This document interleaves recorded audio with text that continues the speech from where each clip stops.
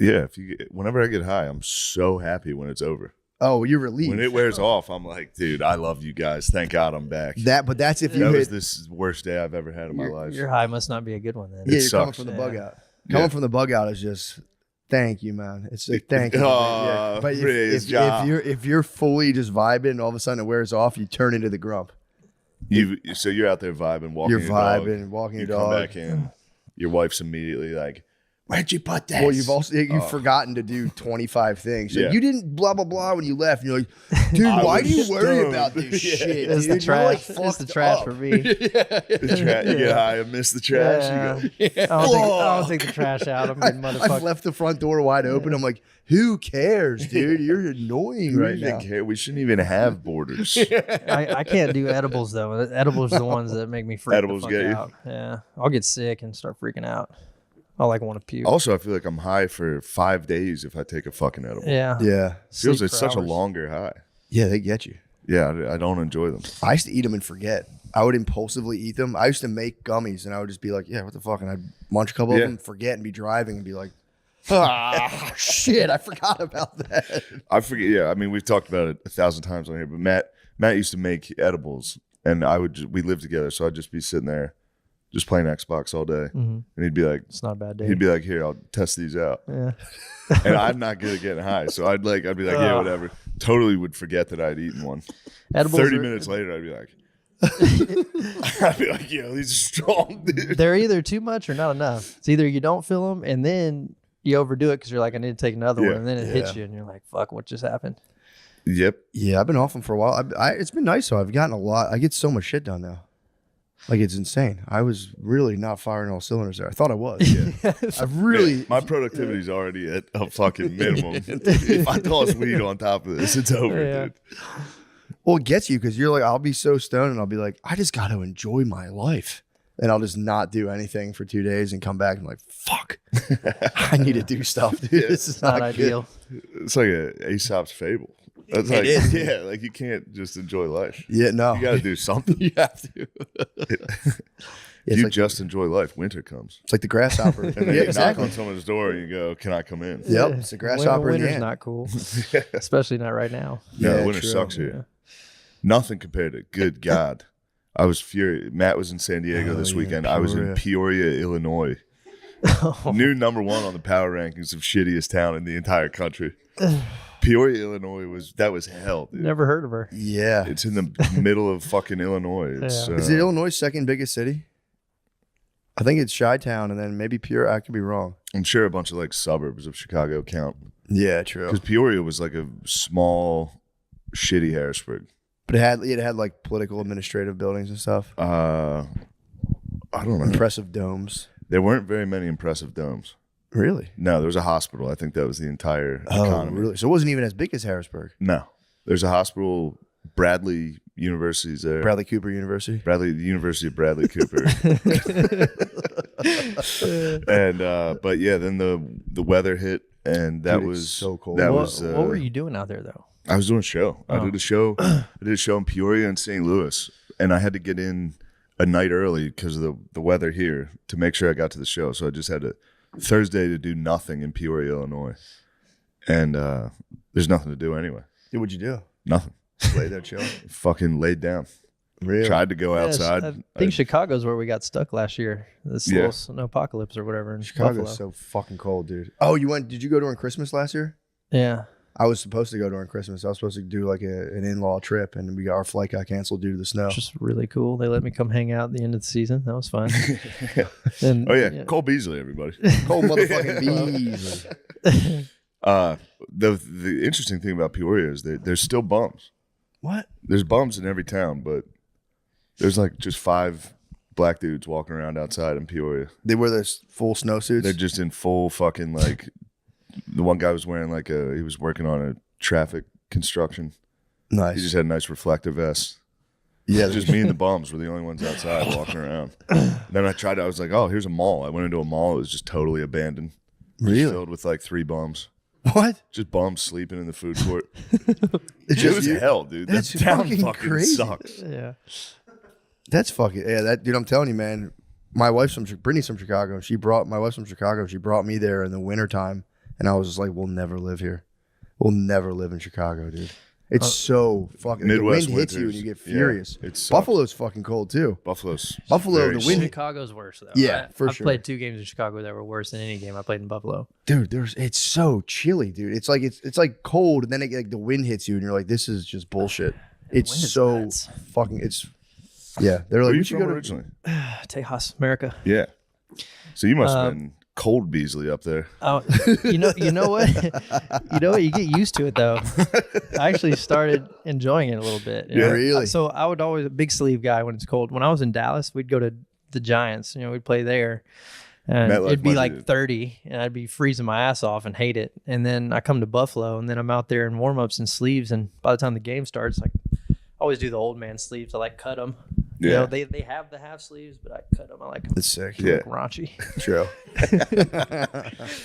So how does that really fuck? I mean, it has to fuck you up when it's that cold. Like, it's It got to be was- tough to concentrate. I can't imagine. After a while, you get used to it. Yeah. Actually, the cold here feels way worse. Like 20 degrees here is way worse than 20 degrees in Buffalo, and I have no idea why.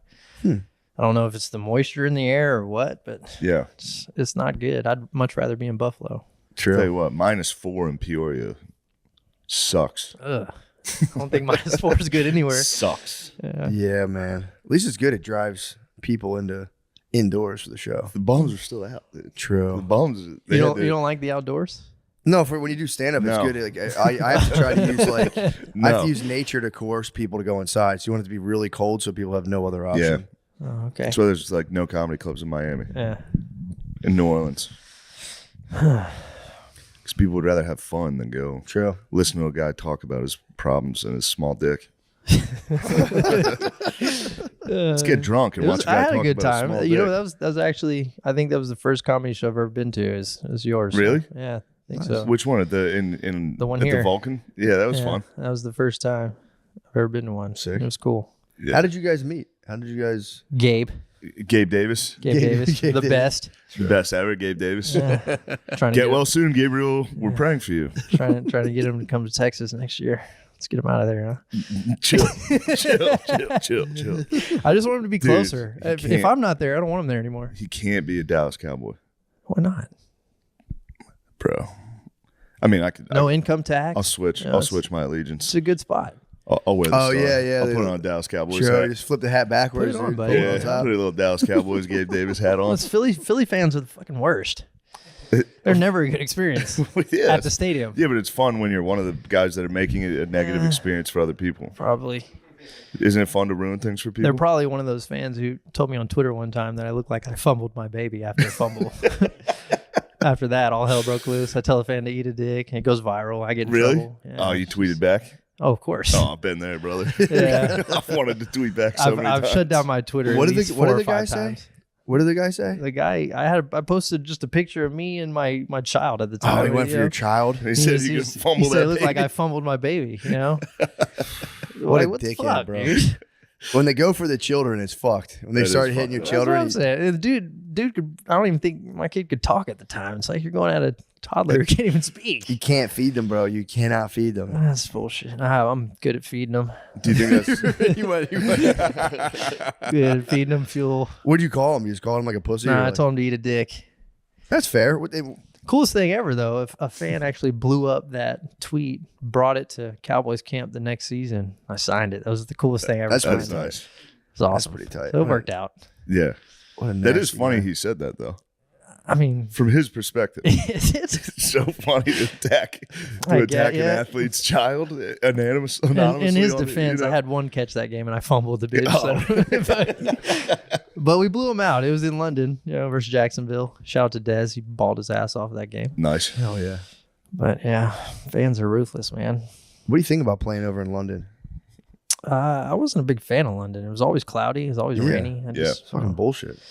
I got sick and then brought it back, got my baby sick, so that wasn't cool. And that guy tweeted that Yeah. mean fucking shit. That sucks. Yeah, dude. Then while tweeted you're at me sick, some reading bullshit. that tweet, yeah, that hurts. I blame it on the coaches though. They got mad because everybody was like, we had curfew, and everybody's like, we're grown men, why we have curfew? Everybody was going out and shit, and then the next morning, people were late to meetings, and so they make us meet. They make us do a walkthrough outside, and it's like freezing and raining outside. Yeah. They got and I you get sick. It's their fucking fault. It totally is their fault. That's fucking bullshit. Was it at Wembley? Yeah. That's pretty cool. It was a cool stadium, Yeah. cool environment, but it's like they didn't know when to cheer. It was still new then. Yeah, So it was like, And they're all Yeah. wearing just random jerseys. yeah, it was awesome. The whole stadium's wearing like just Yeah. any It football was cool team. though. Yeah. I was always curious. Yeah, how did they react? Were they like cheering? Were they just like excited in general? It's like when you'd have a bad play, they'd cheer. And I don't know. Maybe they were cheering for the other team, but it's just hard Yeah. to know. I feel like Cowboys, our fans travel better than anybody. So I like to think most of them were going for the boys, True. And they would cheer sometimes when it's like, I don't think they should cheer right now.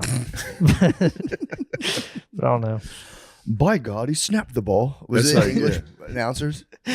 By George. That's a first down to the Dallas Cowboys. I don't even remember any of that, dude. I have the worst memory. Maybe it's from playing 11 years of football after I should. But Is John Madden dead? Yeah. Is he dead? Yeah. When did he die? That's a good question. I don't I know. think if he was dead. died 2 years it ago. wasn't that long ago. Really? Yeah. He was the fucking man. Yeah, he was the best. That's what I was saying. I was Yeah. like, who the fuck else There's announced? always this Oakland Raiders He was clip. the that- boom guy, right? Yeah. Yeah. All right. Come on, man. He's more than that. Yeah. I'm just sorry. No, that's fine. Play football, but I don't know as much as I should about it. There's a good clip going around of him. He was the Raiders coach, and they were like dirty as fuck. They were like punching people in the face and shit. Yeah. And he's like, "You think we play dirty? Do something about it." It's like fucking I like sick, that. Yeah, that's dude. cool as It's shit, so yeah. sick. That's awesome. Yeah.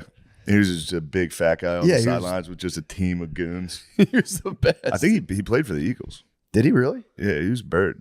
Let's give us fact, some let's info on fact his check player that. I don't know history about and I that. think Okay, John okay. Madden played professional football for the Philadelphia Eagles. Yeah, I want to hear I didn't know he played. I thought he just Yeah, he was a coached. unit, dude. He was died in huge. 2021. from what? Old age, I think. From what? I gotta find the death real quick. Old age. He was like Myocarditis. 70. I feel like it's very bad that we don't know this though. I don't- What he died When from? he died? Yeah. Well, you hear him on the video game. You Such think a- he's I still still alive. got yeah. Yeah, they should keep him on Madden forever. should. Hopefully, Yeah, that'd be fucking bullshit if they didn't. it's his deal. You know? could just AI. Yeah, how'd he He die? could. He played for the Eagles. He did play for the Eagles. Confirmed. Eagles confirmed. He coached the Raiders. Confirmed. Although, did he Tupac his death? He Did might they- still be did- He alive. might still be alive. Undisclosed death. Undisclosed. 85 years old. He was 85 Yeah. and a huge guy. When did Yeah. when was the vaccine roll out? No. 2020. Ooh, Brother, you said it. let's not get on that here. Did you get a lot of pushback for that I kind had a of feeling stuff? you might get We on that. can here. talk about it a little bit if you want. What are you talking about? Recent medical breakthroughs? You talking about you don't I trust? don't, I don't know. I don't know much about You don't anything. trust all the right? science? I'm not a scientist. I You don't don't know. trust the science? I love the science.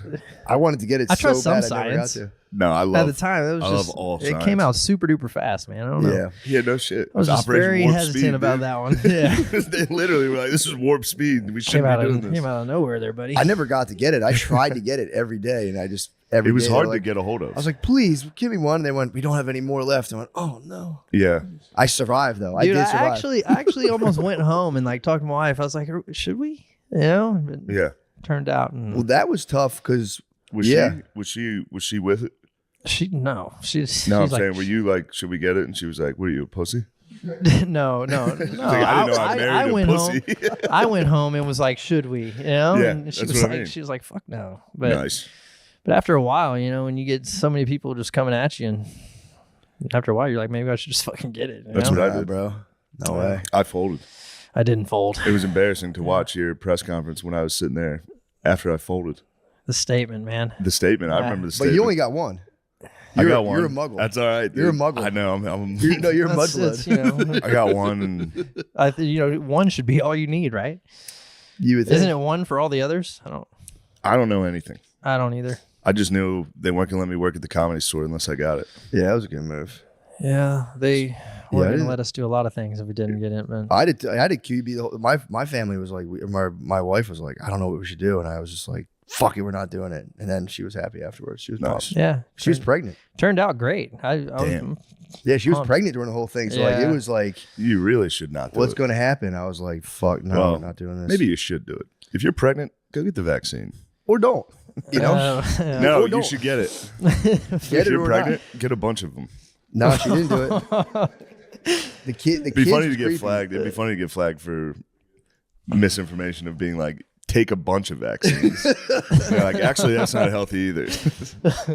Well, they just went away. No one. It's like if you talk about it, like, oh my god, get over that. It's like, dude, like that was insane. Yeah. Now it's just gone.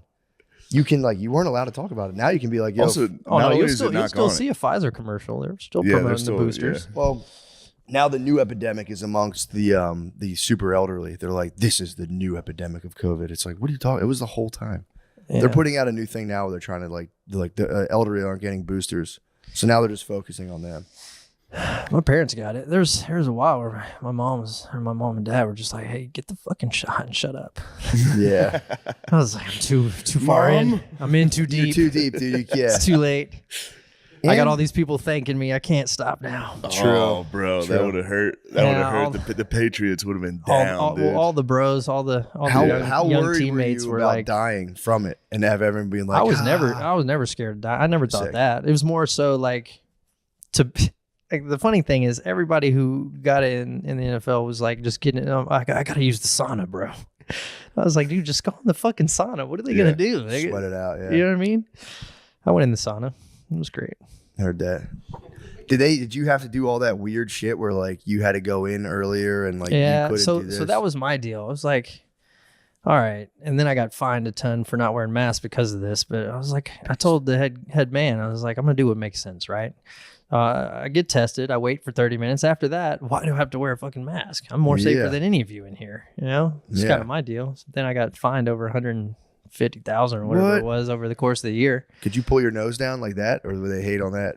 So I did when I did the statement. You know, honestly, I wish I would have just not worn it at all. It's like the one day I just did it because I was in front of the camera. It's like, all right, let me Yeah. just think about the Bills here and not get them in too much trouble. But honestly, who can talk with that fucking thing? And the whole time it's just coming off my face while I'm talking. My chin pulls it down, and people think I'm wearing it purposely below my nose. But I was like, no, when I talk, my chin moves, so it pulls it down. You know. But yeah, it's a shit show. And what bullshit? And it all for what? I don't know, man.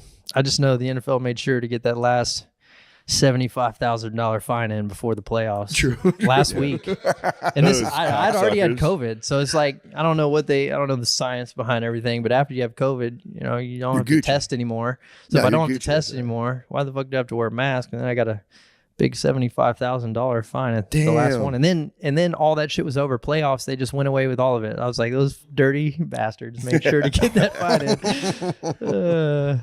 God, dude. It's wild. I was just laughing. I was just talking about when Rudy Gobert got it.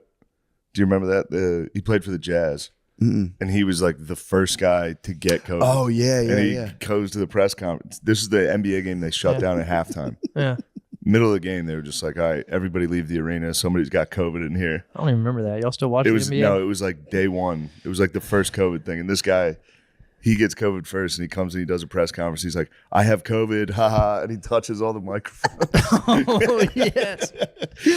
Oh. and everyone was like, "Ha ha ha! This is funny." I didn't get it till they stopped testing all the vaccinated players. The week after. Isn't that wild? Really? Stopped testing them all because they were all getting it, and then I get it. And then Oh, yeah. now, Oh, yeah, they had to now stop I'm an testing asshole and I 'cause- ruined the season. You know? They blamed it on you, yeah. Meanwhile, all my vaccinated teammates are playing in the game against the New England Patriots with COVID. And I'm Sick. at home not being able to play. Yeah, it was. It's They unfortunate. made a lot of money. That's good though. Pharmaceutical companies made billions of dollars. They so did. It is good. I'm They just did. bright siding it. That's cool. It's They good for did. the economy, and then also we got to basically mandate mail-in votes off of it. So that was True. good. Those are two good things. True. That's true. And I it is- trust that science, and we're happy about that. It is also good to get a display of like total fucking subservience from your population. That was nice. Just watching our whole population fold under tyranny. Yeah. Yeah, it was just nice to know that. Yeah, America, the place you would think would be very anti-tyranny, Yeah, but whatever. it was good to watch. Yeah, we can't make it any announcements. I knew this. Oh yeah, fuck, my bad. My bad. No, that's all right. I just had a feeling this was coming. No, it's You had a There's feeling nothing I wrong was with going to it. bring it up? You I- brought it up. we always bring it up, True. We talk COVID. a but lot. yes, this time for sure. It's you did your thing, dude. Yeah, I was hated for it for a while. And I didn't even get to do interviews anymore after that. It was wild. But they Really? wouldn't let you. After the statement, so the year before that, every Wednesday was my day to speak to the media. You know, when you Like, I guess when you have success, you have your days or whatever. It's probably me, Steph, Josh on offense or something. But yeah, after that, no more the rest of the year, bro. Instagram, the Buffalo's Instagram wouldn't even post a picture of me. They were ashamed of me. Really? Yeah, it was wild. That's some bull. Yeah, Well, it was kinda so hurt, easy to it hurt. fake it, It hurt though. my feelings, you know. Yeah, I bet. It's kind of the reason I was like, "Hey, get me the f out of here." That would've hurt my You guys feelings. turned on me. Yeah. Man. So, It was also so easy to fake it too. That was the other thing. oh, buddy, there's, the NFL love to, be the spokesman for having the vaccine, but it's like, dude, half the dudes who got it didn't get it, buddy. There were a lot of so fakes. easy. That was the funniest part of all of it. It was like, bro, you can fake this so Did you do that in your special, that joke? about dudes faking it. Yeah. Yeah. Going out to breakfast. That's Dude, great. it was me. I faked it. Dude, do y'all remember when Antonio Brown got caught and then Bruce Arians was pissed? He was like, let's test everybody to see who really got it. How you can't even do that though? I know, but if they would have, it'd have been awesome. I was like, yeah, let's do it. True. Do a I'm spinal with Bruce. tap. You start like doing the whole team becomes a medical experiment. You start like sawing their limbs off. I'm glad that's behind us. I didn't know Antonio Brown got caught. Yeah, he got caught with a fake card, but Damn, his fake card must have been I hilarious. mean, dude, there were so many people that he could have Just- got with that, dude. No offense to him, but in crayon, just I got vax. All right, thank you, AB. Man. Was that the year that was his last year, right? Vax year? I think that might have been third quarter, take the jersey off. I think so. That was a wild I moment. was savage. He's a wild boy. So fuck this, I'm out. I should have just did that. He's as funny as it gets. His Twitter. Have you watched, dude? This Christmas tweet he had. That's it. He was just I like, follow him on Twitter, yeah. he was like, I'm not lying. Dude, to my AB the kids. football He's like, I'm player not was saying an some- animal. I'm not saying some fat cracker came down the chimney and gave you all this. I bought it. Called Santa Claus a cracker. Cracker. Yeah, he hasn't been very happy with white people lately, I don't think. He's been, not happy with the whites. He's been saying cracker a lot He lately. says cracker. I was like, dude, I thought we were boys, man, No, How old is cracker's he? fun. Yeah, huh? How old is he? How old is AB? Probably like 34-ish. Yeah. Yeah. 35 maybe, I don't know. Makes sense. He got dinged up a couple times. Yeah. I'm not saying It that's makes why. sense. He got though. what? He got popped a couple times. That's always, why we're crazy as football players. It's always CTE, buddy. Anytime I do something stupid, I got CTE. Yeah, so, that's a nice. That's a you know, nice. everybody loves to say that. Yeah, that's a nice one. Which, maybe I do. I don't know. I would Honestly, if you're 5'8", $175, you're playing in the NFL, you're probably kind of psycho anyway. Yeah, yeah. Well, be that's the honest. other thing is Yeah, most that's guys in the NFL are psychos. I'm pretty crazy, yeah, pretty wild. I'm normal, but then when I get out there, it's a different You're a animal. psycho. It's a different animal. don't fucking make eye contact with You me. got motherfuckers trying to try you out here at all? Because you see NFL dudes usually huge linemen. Like Dude, I go under the radar because they don't know. that's what I'm saying. You have them try you, and then you ever go beast mode on. So people. I'll get nobody tries me. If I go to Dallas, like I'll get noticed, or Buffalo, but out here nobody gives a fuck. True. Austin, they're just like, who the fuck's this guy? I'm just another civilian. He's just a honk. Yeah, but they don't He's just know. a cracker.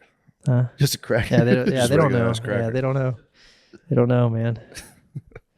That's fucked up. Which is cool. Makes it better anyway.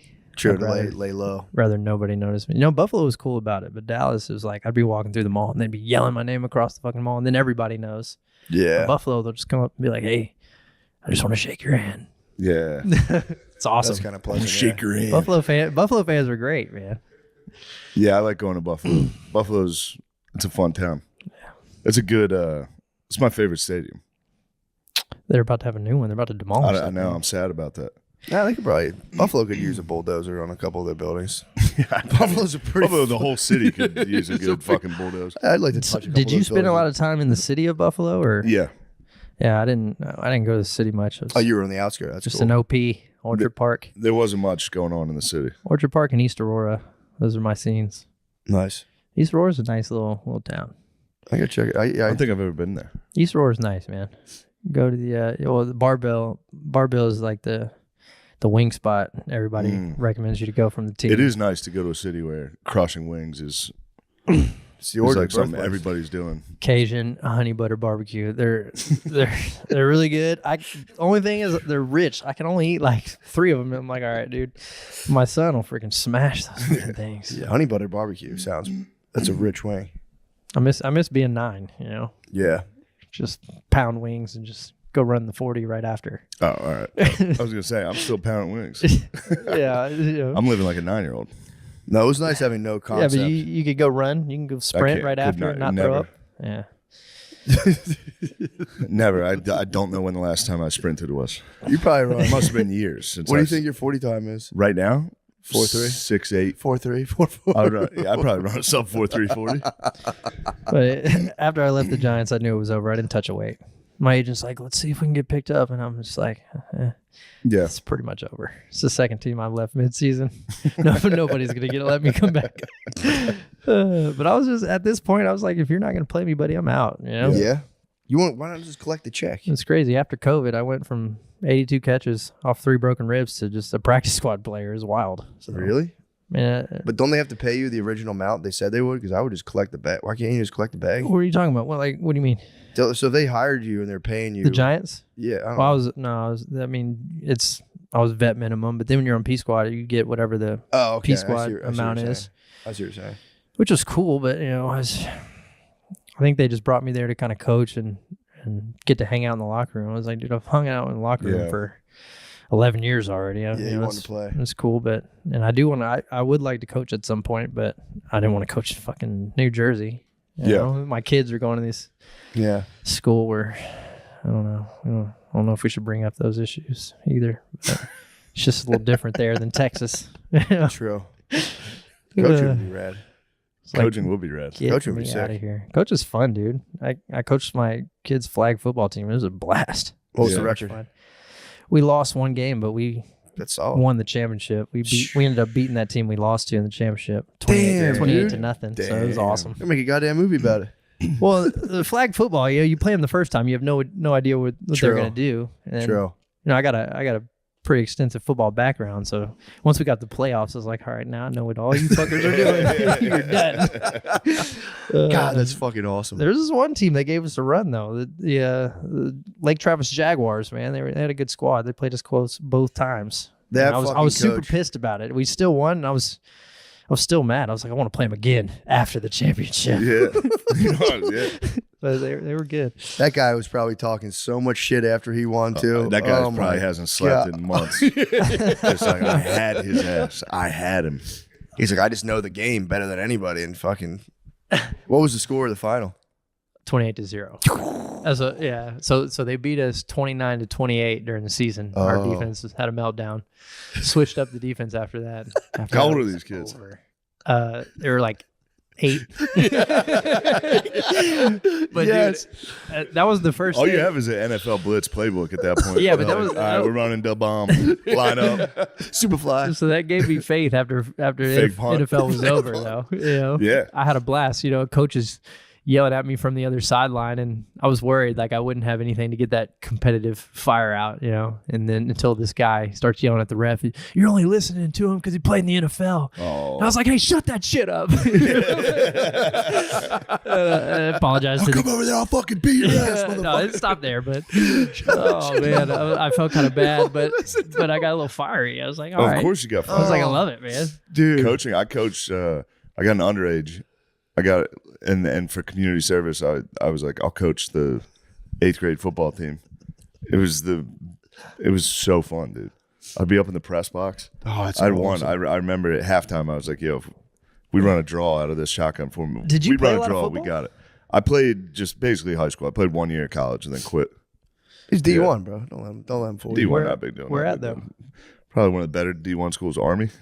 Really though? You were No, at I Army? quit right away, and then I transferred. But you were to- at Army though. for 3 weeks, Okay.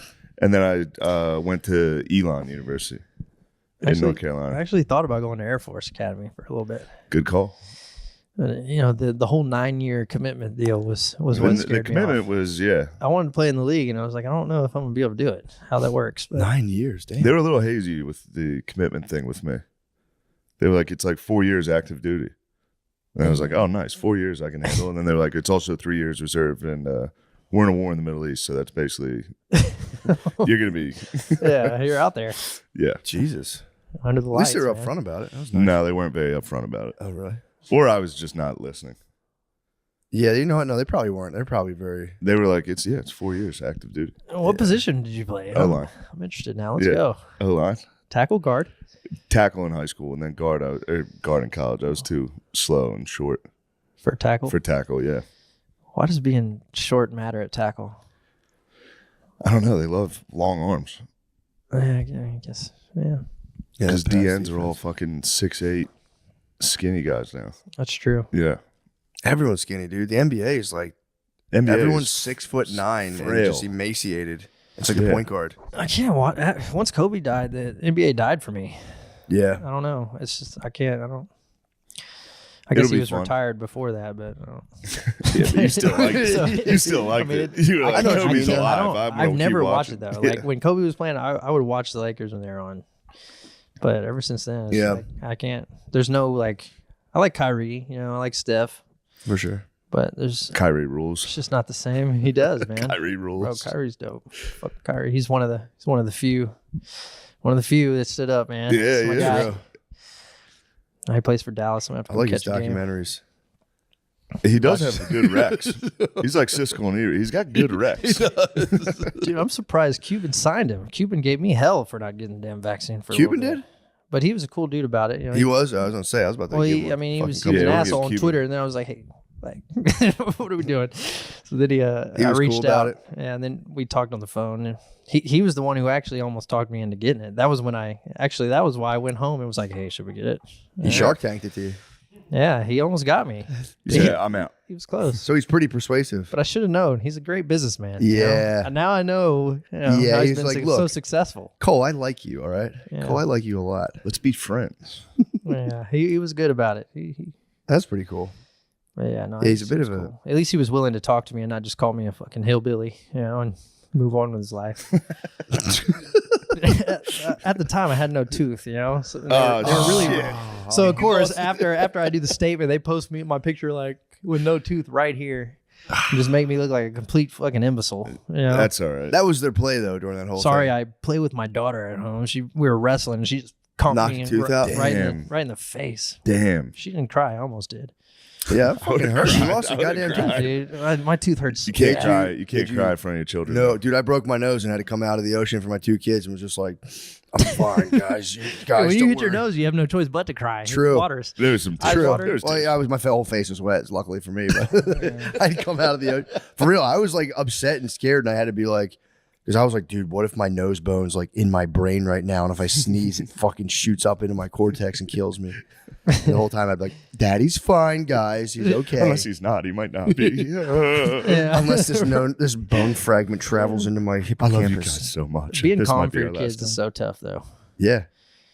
I lose it sometimes, and I'm just like, damn, I shouldn't have done that. You talking about being calm? Being calm or being Being calm is tough for me to do. Not screaming at the kids. Yeah, it's tough. my new thing now, I go, you're making me very mad right now. I have to tell them I'm getting mad. And they're like, whoa, what the why? And I'm like, because you're not listening to me. Yeah. And they're like, so usually I'll just start spazzing. I tell them I'm getting frustrated, but it's probably too late. They already know. Or if one hurts the other one, you might instinctively like, what are you doing? Like push them. And you're like, oh, I'm so sorry. I didn't mean to do that to you. Yeah. Oh, yeah, for sure. My 9-year-old got it the worst because I was like learning how to be a dad with him because he's my oldest, and feel bad for the guy. But He's 9 now. yeah, we've gotten a lot better. You'll about be it. fine. And Yeah, and he's it's a good. He's boy. good, Yeah. He'll be all right now. Yeah, boys are like, I feel like you could just. I feel like me and my dad. I don't think if you're young, you shouldn't be friends with your dad Yeah. We're not. I mean, until yeah, you're like 30. And then you go, actually, my dad was cool. I don't think my dad talked to me once, Oh yeah, I know. When I was, other than Yeah. yelling at me. I know. yeah. My parents weren't really yellers though. I mean, my dad would whoop our ass, but he didn't yell much. Ooh, that's terrifying. He was So- a quiet ass whooper. That's so Yeah. He scary. wasn't quiet. He just didn't. He just wasn't yelling. He'd have a stern voice. Yeah. My dad was scary though. My dad didn't yell. He would always talk through the bottom of his teeth, and that's what he would do. That, Yeah. no, that would frighten me a little bit. That would frighten me a little bit. Dad, I'm not coming over there. You're gonna hit me. Get over here. Come here. Yeah, that's my kids when I get mad. Yeah, Like, I'm not coming over there. They're smart. Yeah. yeah. I mean, I remember one time, I was outside and my dad was like, "Get the fuck in the house," and I was like across the street. I was like, "No, I'm not coming over. You're gonna hit me. Why would I cross?" Your parents cussed a lot. No, my dad would when he was mad. My dad cusses way more now than I ever heard. Yeah. Once he retired from coaching, the first time I ever heard him say the F word was like my senior year, and because he's my head coach in high school, was my senior year during a football game. He's like, I don't know what the fuck to call, and I was just like mid game. But That's nice. Yeah, when we were teenagers, my dad brought us into the fold like against our mom. He'd be like, "Your mother's a fucking maniac." We'd be like, "What the fuck? Where's this coming from, man?" Yeah. Your mother just makes shit up. She rewrites history. It's fucking annoying. We should be driving like, "Yeah, Rewrites bro, history. I have no idea what you're talking about." That'd be hard not to do that. Oh, Bring your dude. kids on your side. To the Be bros. like, just for the record, your mom's a bitch. It's so hard. I didn't want to tell you kids this, but I'm the good one. Just so you know. He would tell us, he'd be like, "Women rewrite history. It's just, it doesn't make any sense. Things happen." He's just like, "It's Jesus fucking Christ." And you just drive in silence for 30 minutes. We all be like, "All right, dude." Fuck. He's so mad. But that's tough. I'm one of 6 kids too. So that's like, it's tough, dude. Dude, 6 kids a You lot. get lost in Yeah. the shuffle with Oh. 6 kids, yeah. Bro, I was in the woods lighting fires and shit, just chilling, dude. I was having a good time. We were just like finding plants and smoking them, being like, "This fucking rules." Smoking sugar packets. Yeah. Shit ruled. Guys, DraftKings Sportsbook. Oh, you'd like this new bit I'm working on. What you got? In the middle of my set, I'll just go, "Today's hour is brought to you by DraftKings." Just do an ad read during your hour. That's kind of funny. All right. DraftKings Sportsbook, an official sports betting partner of the NFL playoffs, is bringing you an offer that'll make the playoffs electrifying. New customers can bet $5 on any game and get $200 instantly in bonus bets. That's crazy. That's awesome. Download the DraftKings Sportsbook app now and use code DRENCHED. New customers can bet just $5 to get $200 instantly in bonus bets. Only on DraftKings Sportsbook with code DRENCHED. The crown is yours. Yes. You are now Father God. Gambling problem? Call 1-800-GAMBLER or visit www.1800gambler.net. In New York, call 877-8-HOPE-NY or text HOPE-NY 467369. In Connecticut, help is available for problem gambling. Call 888-879-7777 or visit ccpg.org. Please play responsibly. On behalf of Boot Hill Casino and Resort in Kansas, 21 plus age verifies jurisdiction, void in Ontario. Suck it, Ontario. Bonus bets expire 168 hours after insurance. See dkng.com/football for eligibility and deposit restrictions, terms, and responsible gaming resources. I love gambling on football. I got all that locked in my memory. Yeah, remember all that, especially for all you boothead casino Kansas heads. This episode is sponsored by BetterHelp. What are some of the things you want to keep the same about yourself or your life in 2024? Nothing. Where are you already crushing it, dude? Nowhere. What? We get obsessed with how to change ourselves instead of just expanding on what we're already doing right. Therapy helps you find your strengths so you can ditch the extreme resolutions and make changes that really stick. That's actually nice. That is nice, man. That helps. 2024 is Better. the year of self-acceptance. Therapy, I mean, everyone should go on a therapy journey, obviously, to confront their subconscious complexes before the complex completely consumes your entire psyche. What's the complex consume? Everyone has complexes. I know. Well, tell me about it. I didn't ask who had it. Oh, everyone. No, I'm saying, what is it? What does it consume? Yeah. What are we talking about? Your waking ego, just your Yeah. walking mind, and then you become the complex. And then you eventually become what you hate. If you don't get through the shell of your complex to its mythical core, you then become the complex itself. Oh, I'm reading a book on Jungian psychology right now. But yeah, it's a good thing to do. If you're thinking of starting therapy, give BetterHelp a try. It's entirely online, designed to be convenient, flexible, and suited to your schedule. Just fill out a brief questionnaire and get matched with a licensed therapist and switch therapists at any time for no additional charge. Ooh, that's nice. Be nice, dude, to be like, switch. Yep. Yo, switch. Celebrate the progress you've already made. Visit BetterHelp.com/MSSP today to get 10% off your first month. That's BetterHelp, HELP.com/MSSP. And also, please come to St. Louis this weekend. Oh my gosh. I'll be at Helium St. Louis. Please nice. come to that. and a bunch of other places. Please go to mattmccusker.com/dates. I have a bunch of shows coming up. Come on now. Zany's Nashville. Come on now. Yeah, that'll be St. good. Louis. St. Louis. ShaneMGillis.com for all my tour dates. Yes, please. Yeah, get in here. Stick your fucking face in the camera. Hey everybody, the Cap City show is next week. It's it's January 24th, Wednesday in Austin, Texas at Cap City. If you can come, I'd really appreciate it. And the other one is Helium, Philadelphia on April 10th. If you can come, I'd really appreciate it. Thank you. There we Thanks, go. guys. Where can they get tickets? On the Comedy Club website, I guess. And my Instagram at Sean Gardini. I have the link to Do you it. have the link? Yeah. Nice. Nice. Thanks, guys. God bless. The woods were so tight. Dude, The woods busted our were porn for so it. tight. My dad and my uncle found our porn for it and just fucking destroyed it. And we were just all like, Damn. it was our Jewish tunnels, dude. We were fucking, had Jewish we were tunnels. blocking them like, no. Dude, you stood there and jumped up and down. You all stood next to the bulldozer. They turn into the Cameron crazies. They go nuts. They're like, oh. They're the Cameron crazies, dude. What do you think about those Jewish tunnels, dude? You gotta have some, I know you got some opinions on these tunnels. I don't know anything about them. Well, let me tell you. Here's what's going on. The funniest fucking thing possible happened in New York City. It turns out Jews were digging secret tunnels in New York City. And they got busted and they jumped up and down about it. Oh, it's just nice. It's nice now nationally you can see them because they are a distinctive sect. So now you're like, oh, there's those tunneling Jews Yeah, over the there. tunneling Jews. So what are the purpose of the Those tunnels? tunneling Jews. Now, we don't know exactly what the purpose was. There's a lot of rumors swirling as to what the purpose was. But I would probably say something very bad. For sure. I don't think there's ever... I don't yeah. Every set of tunnels I know has had something terrible in it. Hamas, the Underground Railroad, Vietnam. Something we need to stop is going on in tunnels.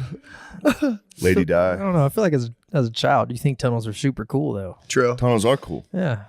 I think that might be a rumor, is that a bunch of children think those tunnels are not cool. Yeah. That's the rumor. Yeah, that's turning out to be a thing these days. Little kids and grown-ups. That's I don't know. was that always around, or is it just Yeah, I think, social I think media? pedophilia is, era. you know. It was like accepted. You'd have a child molester in your area in like the 70s, and you'd be like, yeah, that's the weird guy. yeah, it'd be like, yeah, that guy's a weirdo. Accepted. Stay away from I don't that know if it's accepted. I don't know if it's- I swear to God, no one gave a fuck. We had some guys hanging around, and everyone was just like, "Don't go near them. Yeah. They're weird." I tell I you mean, I what, know that's if played my out, but child were ever to be molested, might be the last of me you see ever, buddy. Oh yeah. Oh yeah, yeah. like that guy. Oh, go if someone ape got your shit. kid, you'd probably They- fuck him up, unless it was a priest. You'd then like you go, to. There's a video of this guy who did that. There's this one guy got accused and was going to trial for molesting his son, and he waited at the airport when he knew that guy was coming by. Does he know that he's and guilty? just- I think he Accused had or like he's guilty? I think that guy had a feeling he was guilty. I mean, he risked it all. He shot him. in If the he's head. guilty, more power Yeah. to him. Yeah, That's, Yeah. I don't think he got a lot of jail time for it. you know too when you see the guy if he looks a little Yeah, he beady looks eyed a little weirdo. fishy. You're like, yeah, he did it. Fucking weirdo. You ever seen a video of the guy in court who's like, Your Honor, give me 5 seconds with this motherfucker? I'm saying. There's been two different mothers and different things that have like come in court and just shot dudes. Just been, I'm Nice. saying, dude, that's tough. I don't, yeah. and I think the one guy like beat the guy to death with a shovel and just called the cops, turned himself in, and was just like, yeah, I just beat the fucking shit out of this guy. Like, damn. Yeah. Hell yeah. Dude, I had a head coach in basketball in high school. There was one time where there was a thief issue in the locker room. Someone was stealing stuff. My head basketball coach came in the locker room to talk to us. He's like, "Hey, if y'all ever find out like who's stealing this shit, let me know." He's like, "Well, get him in the locker room. I'll lock the doors and I'll stand by the door and let y'all beat the shit out of him." I was like, dude, I fucking love this guy, man. Jimmy Arndt, man. I love that guy. Good you ever for find him. a thief? Miss him. Yeah, did you guys ever get to? We never found him. Lynch the thief. the Never found him. vigilante. That guy was good. Never found Yeah. him. I don't know, man. Damn. Little Elm America. Here we go. True. Yeah, locker room thief is pretty dastardly stuff, especially That your own is fucked up. teammates. Yeah. He was like, I hate a thief. I hate a thief. I hate a thief. You can beat his ass. Let me know if you find him. I gotta get back. I gotta get back to that. Just hating thieves. I hated that damn thief. So I would just tolerate it like such a bitch. I'd be like, oh well, whatever. It's just stuff. Socioeconomic situations Yeah, no. that forced him into this. I hate a thief, man. I hate thieves. Don't I call hate me- thieves, dude. True. Or being like, I don't like people calling me a thief. Take me to a Walgreens, I'm fuming about thieves. Everything's locked up and I'm fuming, dude. I'm still fuming. I Yeah. don't even like to think about it. It makes me angry. True. The thievery. Oh yeah, I used to steal. I forgot. I used to steal a lot of You're a stuff. thief. I was a thief, but always I was more of a Robin Hood, You're more Robin Hood. where I just give to myself from stores. I did chill though on the auto checkout. No more. That's good. I hung up the jersey on the self checkout. I'm like, I'm not doing that anymore. It's just wrong. It's just wrong. I always supported it. Well, I was always scared to do it, but I I was was- happy for you. it was nice. I didn't like doing it. It became absurd though. I was like, why am I doing this? Yeah, you don't need to. I'm like, oh, I don't need to steal meat right now. I don't. This is ridiculous. Yeah, but it feels good. Getting over on somebody. Yeah, I do like system breaking when you're like, I'm pretty sure they didn't account for this, and then this is how you get around it. It's like, yeah, you scan your product. This guy's supposed to be watching, but like he's talking to a lady. I mean, it's just I do like that. Seeing exactly how, because I think what they're really relying on is for people to be like, well, I'm not doing that. Because it's just, it's crazy. Yeah, But I think they're batting down on that now, though. they are. There's always someone there now. Yeah. There used to never be someone by the self checkout. Yeah. They've always got an attendant right there, but they're not really fucking paying attention. Bro, one to the bag. Yeah. Do you ever choose the self checkout over the regular one? Sometimes I prefer not to though. Yeah, I don't trust the self. I don't like the I self don't checkout. like it either. I don't enjoy doing it. Especially at grocery stores. I don't know what to do with the. Like, It's I like got- put I everything in the I'll bag. tell you what to do. You ring it up as a fucking orange and put it in your bag. Bring up a PlayStation 5 as an orange. I don't even like my kids talking to Alexa, bro. Yeah, I don't have I an do. Alexa in my house. Get that thing out of here. Oh, have you gone to Whole Foods? See the new I don't. Dude, that the hand fucking scan. hand scan You can thing. pay with your fucking hand. Yeah, Bezos. I don't go to Whole Foods. Yeah. It's nice. I like it. But Whole Foods is There's nice. not. What are you saying? I live we're in. I gay? live in Wamberley, Texas. There's no Whole There's Foods. no Whole There's no Foods. Whole Foods. I'm out in the middle of nowhere now, buddy. Just I a got. Buc-ee's. I keep moving further and further away from the city of Austin. that's kind of nice. So no, there's Damn. not a Buc-ee's. There's a Brookshire's. That's good. They do have an HEB though. That's a nice HEB. HEB's Yeah. nice. HEB's nice. Easy. It's crazy though. Everybody good goes Heb. to HEB. Everybody goes to That was HEB McCain. and Shout out, James. empties out the store, and nobody goes to Brookshire's. Yeah, they're moving in. Yeah, I go to Brookshire's because everybody takes everything at HEB. Oh, you're holding that. You're keeping them afloat. Yeah, Oh Yeah, man, I just like could- the cows, man. I like the cows eating grass. Yeah, I I've want seen the too many cows to eat videos of grass. those cows in like a fucking box with their legs cut off, just getting like force fed gruel, and I'm like, I you don't like the eat- grass fed beef? Yeah, You make hamburgers with those? hell yeah. It's too lean. You think so? I think it's not as good, True. in my opinion. I, don't know. I think it's yummy. What do I know? I'm not a scientist.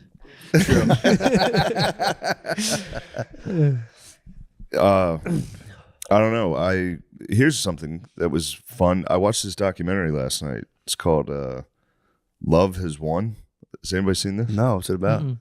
It's a cult. It's great. Oh, nice. Just a lady who said she was God. And a bunch of hippies showed up, Yeah. and she ended up taking silver. She was like, it's a cure-all. Big Pharma doesn't want you to know about this cure-all. And she just kept taking silver, and they're like, you're going to turn blue if you keep taking silver. You're going to die. Turn blue. Yeah, she turned blue from the silver That's a thing. and then died. Like how blue are we talking? Fucking blue at the end, like fucking Willy Wonka. Really? Like fucking, No she way. smurfed out and died, dude. But she was also, it's so funny because everybody in the documentary still believes that she was God.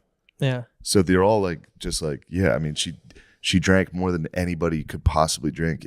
Alcohol is a medicine if you use it right. And she was taking all of our pain and sins, so she needed it. And then there's just videos of just clearly a blacked out drunk lady like, I said I wanted chicken parm, you motherfuckers. They're like, She did that for them? That's so nice. She did. She took all the sins on and then just had an army of hippies that would fucking wait on her. Is that the blue woman? Bring Didn't her they up. preserve Blue her man dead grouped body? out. Oh my god! Didn't they preserve her dead body too? Yeah, or it was something? in their house. I feel like people will believe anything now. It's kind of crazy. This is a good one. The best is her thing was she had lived through other people before, and she also had a team of the Oracles. The Oracles.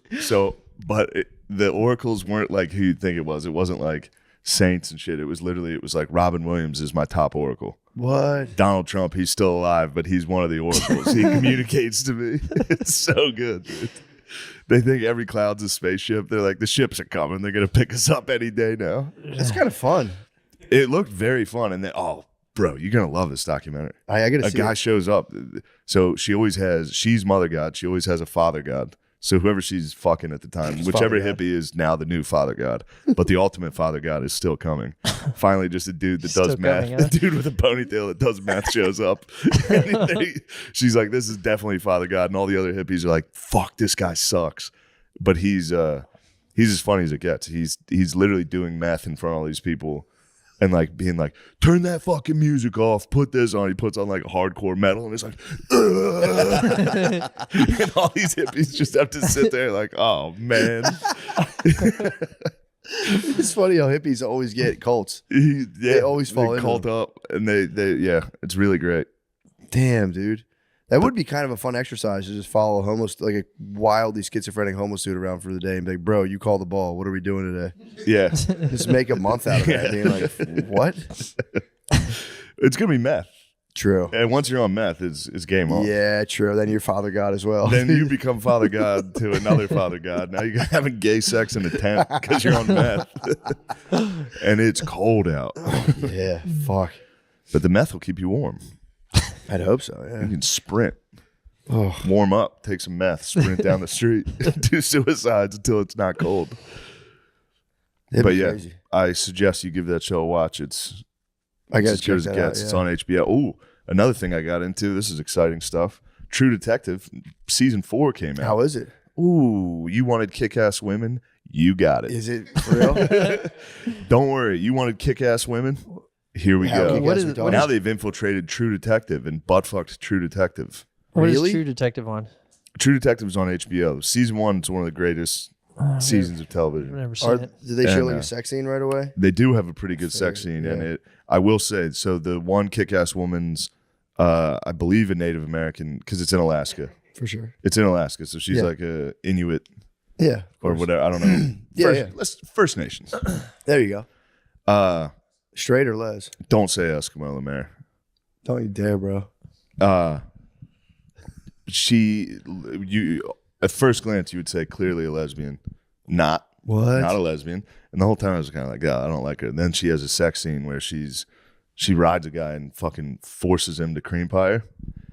That was What, good. dude? They're throwing forced cream pie into there? Yeah, I was kind of like, that's aggressive. If that was the other way around, that'd be a real problem. If a girl was like, no, and you're like, True. shut the fuck up. Ugh. Yeah, true. But Yeah, but no panel of our peers is gonna rule against that. you can't. They're gonna go like, yeah, it is very like, fuck, it's so fucking hot. It was Fuck. so hot, dude. Yeah, dude, it's awesome. I was laying on that couch. I was like, ooh, I didn't know this was going to happen tonight. Damn. Was the guy fighting at all? Was he like, fine? He did try to fight it off, and she fucking grabbed him by the throat and made him pie, dude. No The way. forced She did it? pie. Yeah, I she might forced the have pie. to take a ball. Yeah, I might that have to take makes a sense. break. It was dude. awesome. With the times we're in. We Makes are in sense. some interesting times, Makes but sense. I was disappointed to see. Forced pie is kind of wholesome in terms of the shit that's on TV right now. True. Yeah, you see the fucking New Year's Eve clock is one of my favorite things right now. So CNN does the New York when the ball drops. So it's showing the countdown. It's on CNN. It's like 3, 2, 1, Happy New Year. And then the camera just cuts to interracial dudes kissing. So It's 2024. so good, dude. And there's a guy, it's just a bunch of TikToks and reels of people watching it like, yeah. Ah! What the fuck? God damn it. Dude, I can't ever make it to New Year's. I'm like in bed by like 10, already knocked That's the out. best. I had a Can't do rough it. New Year's, dudes. Can't do it. This was the first one I stayed up, but I didn't even see the ball drop or anything. No, I I was don't even recall the ball dropping. I was wandering on mushrooms, dude. I was just walking. Yeah. You were Father God. I was Father God. Wait till you Father see God. Father God, dude. It's awesome. It's just a guy who's been in and out of jail. Just a beast. Meth head, just rolled up on a cult. He said the best is how he decides he's the man. He's like, so he goes to this cult. He's out. He's working in the yard. He's like raking leaves. And he's like, I just looked around. I was like, fuck this. He's like, he threw the rake down. I was like, I'm the man. Right. And all the hippies were like, oh, It fuck. seems like out there, that's all you got to do, right? Yeah. Yeah, he was the strongest one. Well, He was, what happens if like another dude's like, no, I'm the man? Fight to the death. Does that happen or? there is the last father god before him was kind of like, oh, dude, come on, I should be father god. Please let me continue to fuck you. That's Yeah. not how I then picture it Jack- going. Though. They're just Jack trying to Ma- talk it through. He tried to talk. He cucked out. It was sad. Oh, Damn. he's not meant to be father god. Then. He's not. True. They did find the correct yeah, father that's god. not it. You get that good silver pussy too. Yeah, that's him. He fucking rules. Fuck. You're gonna get a good look at that guy. Yeah, Long man. That ponytail. guy's in your face all meth. He literally had to wear an ankle bracelet the whole time. Did he really? Yeah. That guy's. He no was good. on what, like probation or parole? I don't know. When he's doing the interviews during the documentary, he's in a hotel with an ankle bracelet, What? and he has to continuously call his probation place and be like, "I'm at this hotel." How do they like find these people to, and then decide they're going to do a documentary? I think Like, how's it it- comes from. Well, this lady was a big deal because it was weird. They went into a house where like 15 people were living, and they found a blue lady wrapped, yeah, wrapped in Christmas lights. That All they right, were like, yeah, "She's coming back alive. Don't touch her." Did they not expect any of that stuff to happen or something? What? Didn't they not expect? I heard when they started that they didn't know it was like the blue lady existed. Maybe What do I'm you- wrong. Oh, the documentary. I thought it was a surprise. I could be wrong, but someone told me that like they were just like they're filming this weird documentary, and all of a sudden there was a blue lady, and like, wait, what the fuck is this? Maybe. Could be wrong. Maybe when they started filming, they were like, "This is just a crazy cult," and then at the end, it's like, "Damn, she did turn blue." Fuck. It's scary when they show her laying in bed. Yeah, You see a dude. blue face. Yeah, staring Seeing at someone her. alive laying in bed would scare me. Creep Like me an out old a little lady. bit. Yeah. It's another funny one though. It's like an Acapulco. Yeah. Just a yellow man at the end. The guy turns yellow from jaundice. The best is The guy that drank himself to death. He just for real turned into Homer Simpson. He's laying in Dude. bed like, oh. the worst of all time I've ever seen was the HBO documentary I was telling you to watch, where they followed heroin addicts for it was like 25 years, and at the end, That the was guy, really sad. one of the guy, spoiler alert, one of the guy dies. But dude, they show his body, and he was lying dead in a house for 10 days, and his body exploded. They Dude, swell, that's and then they nuts. pop, and they just showed this exploded body, and you're like, what the? I still can't like not see it. It's the most I can't, fucked I up can't thing. watch shit like that. I'll be, It just You I gotta didn't- that'll make me like sick Watch to Blue my Lady, stomach. dude. You're gonna like Blue Lady would be nice. And wet That the one, beach. that one I did It's watch. called Blue I Lady? didn't make it to the exploded body. Bro. It was too Huh? sad. Love has won. Love has one. Yeah. I'm more of a Love Is Blind kind of guy. True. Twin Flames was nice too, but I didn't see that. They whole talk thing. about twin flames in this. Do they really? And yeah, Twin Flames was like I'm nice. trying to find my twin flame. This Twin- cult was on the twin flame thing. Twin Flames was bullshit compared to that though. That's the real deal. Lady drinking silver, meth head. Twin Flames was just people who tricked girls into being like, "Do you want to find true love?" And they're like, "Yes." Yeah, I think they made people like trans. Might Like, be the we don't have enough easiest- girls. You got to trans. You don't have enough guys. You got to trans. And they were just hooking them up. that's awesome though. Kind of tight. Forced trans is sick. Forced trans for love. God, I can't wait to have kids. Oh yeah.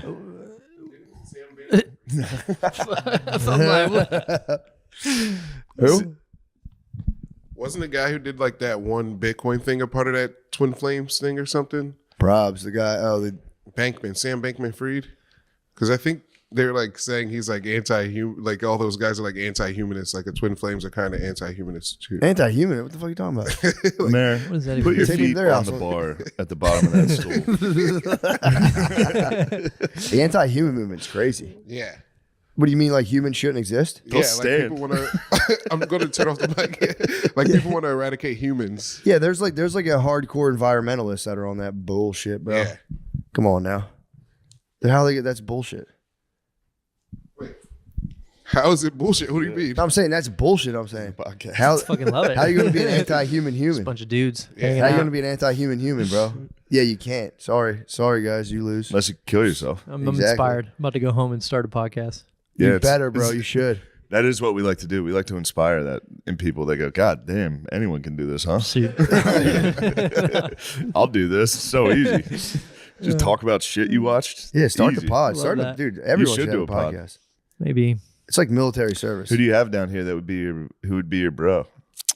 Are you going single? You going solo? on Probably, this? probably go solo. I don't have any bros. You don't have any bros? What? No bros, man. My kids are my bros. Why don't you hang out with us? Yeah, come chill. That's why I hit you up, buddy. You Yeah, remember? hang out, I dude. hit you up and you were like, Do you hey, like want playing video to games jump on at the all? podcast? I said, yeah, sure. What video games? The only do you problem is I have Starlink and it's not best for the Starlink? it's not best for the game streaming. What's I Starlink? was on Starlink for a Starlink, minute. that's Elon Musk's. Oh, like- you're on the Oh, Starlink. You know, it's I thought actually- you were talking about Starfield, the video game. No, it's I was like, I Starlink. have Star- I played it's Starlink. No, it's internet. So when you're out in the country and you can't get anything else, you get like satellite internet, and Mhm. so far it's been probably the best that I've had when you're kind of remote. So, That's tight. But it comes and goes, right? but no, well, actually, I feel like they kind of effed us over recently. So my internet just stopped working. And of course, I'm blaming my 9-year-old. I'm like, "What'd you do?" Because he like destroys everything. He's like, and it turns out he's like, "Sorry, I threw the football the other day and it hit the router." Oh, that fucker. But it wasn't even him. So they said you can't even call support. You got to do it through the app. So they like hit me up on the app and they're like, "Yep, you got a bad Ethernet cable. We'll send you a new one." And internet wasn't working for like 3 days. The day the cable gets there, my internet's working. I didn't change the cable. Now my internet's working fine. I haven't changed the cable at all. So I'm like, I think you guys just kind of, I don't know, maybe you needed internet somewhere else. So Yeah, you fucking shut cut it off. mine Yeah, and you now linked it out. Well, don't they say the more people who get Starlink, the better it'll be, or something? I've heard they're like Man, more people get it, the I more don't know. satellites will send. all I out. know is it takes like 2 months before you actually get it. So Is it free? no, it's expensive as shit. It's like, I mean, monthly is not that bad, but yeah, it's like $500 or whatever it is to Per get the year. equipment and everything. Oh, really? Takes forever to get out there, but Isn't his whole mission but to it's give cool free once you internet to have it. everyone, though? yeah. That's the whole mission. He's like, I'm going to give Yeah. free internet to everyone. Like, sign up once this gets big. It's going to be so cheap. Well, it's definitely not fucking free. Okay. So, you So gotta I don't pay. know what that's about, I don't know. but it's the best I can do right now. But I tried to fight somebody on UFC 5 the other day, and my punches are like coming in, not when I'm Nice. pressing the button. It ain't it. You like UFC 5? How's Love the it. UFC? I just love beating the shit Hey, out we of like people. that too, dude. I like UFC 5. Get ready, dude. Like, I'll I like fuck UFC you up with Like, UFC come on, 5. bro. Oh, yes, dude. I've only gone against the computer on Legendary, you know, because Whoa! All I right. Well, I that could tried be a to- new contender in the house. well, I tried to You fight. might be Father God, dude. You might be the new Father God. dude. I tried to fight online, but We're about to get our asses the lag kicked. is just shit. So I was like, fuck, I can't do it. I gotta wait. Yeah. Yeah, it's a frustrating game to have shitty internet on. But you know, it also probably doesn't help. My Starlink's on the fucking ground, just in the driveway, pointing up in the sky.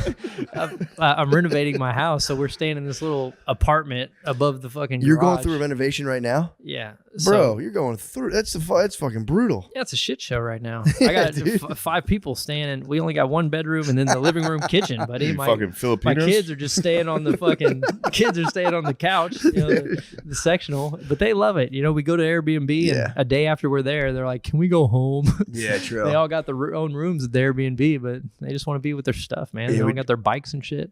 Dude, we did a renovation when my wife was pregnant. We were on an air mattress in an apartment, and she every morning I'd watch her like do a push up to get off the air mattress, and I was like, God, I'm such a piece of shit, dude. I'm such a piece of shit. Well, we at least got a bed. It's kind of tight. You It's fucking nice. I do miss my bed. My back hurts anytime I sleep anywhere else. yeah. I got the Tempur-Pedic joint. And it's How long out are you on the reno? What's the timeline going? Who fucking knows? It was 9 months, like 9 months ago. So Oh God. I don't know, but I've been changing shit. It's partially my fault. So I got to have my man cave right, dude. True. Got to get it Yeah. right the first time. True. And it's not exactly cheap to. Dude, that's renovate hard. right That's hard now. in a relationship, dude. Women's environment, especially their house, is like when you disturb Oh, that. for I mean, sure. it fucking sucks for everybody, but they can spin out. We've been sucking it up. You know, she's been all right. That's so good. Hasn't been too bad. That's good. Our friend was he's a painting contractor, and he was saying he was painting houses all the time. And he's like, dude, I've witnessed couples just explode during renovations. I can't It imagine. always takes longer than you think. I would never handle it well Bro, it's tough, man. because the woman's gonna make changes. If you don't handle it well, That's what I then mean. Oh, yeah. you're going to be in trouble That's because what I she mean. definitely is not going to Well, handle that's it what well. I'm saying. She's not gonna handle it well, and I'm not good at My, understanding when people are acting irrationally.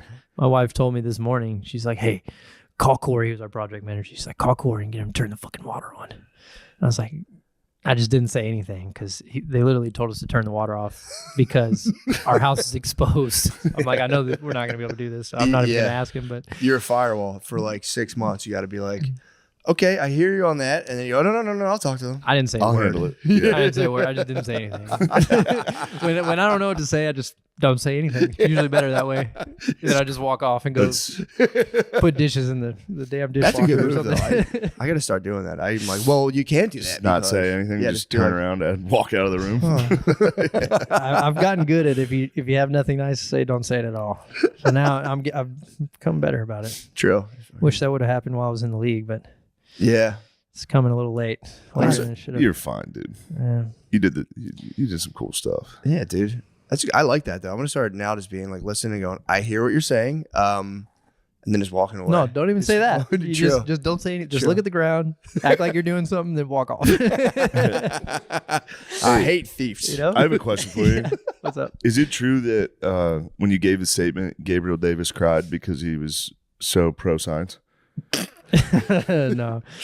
Let me tell you something. The majority of our locker room Wasn't Gabe was in Gabe the- Davis cry when you gave that speech? He was probably crying of joy. Yeah, I know. I know. I'm just trying to hoping this gets back to him when he gets angry. Gabe's one of the fucking dudes. Gabe is the bro. Let me tell you something. He's one of my favorite teammates I've ever had.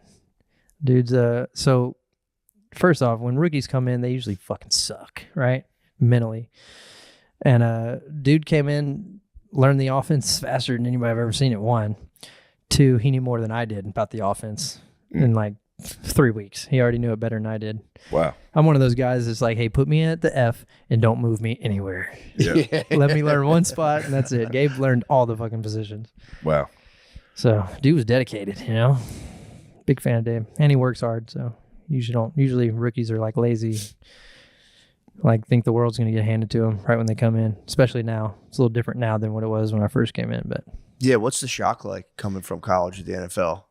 It's gotta be fucking nuts. well, I quit and went home as a rookie at first, so it was pretty big for me. So. No, my situation was just like I came in undrafted, free agent, and as people asked me, they were like, "Did you think you weren't going to make it?" Garrett even asked me when I went in the office and told him, but I was like, "No, I actually think I am going to make it. That's the problem. I don't think I want to, you know." But it was just going from Little Elm, which is a small town, to SMU. Nobody cares about football there. And then you're at Dallas.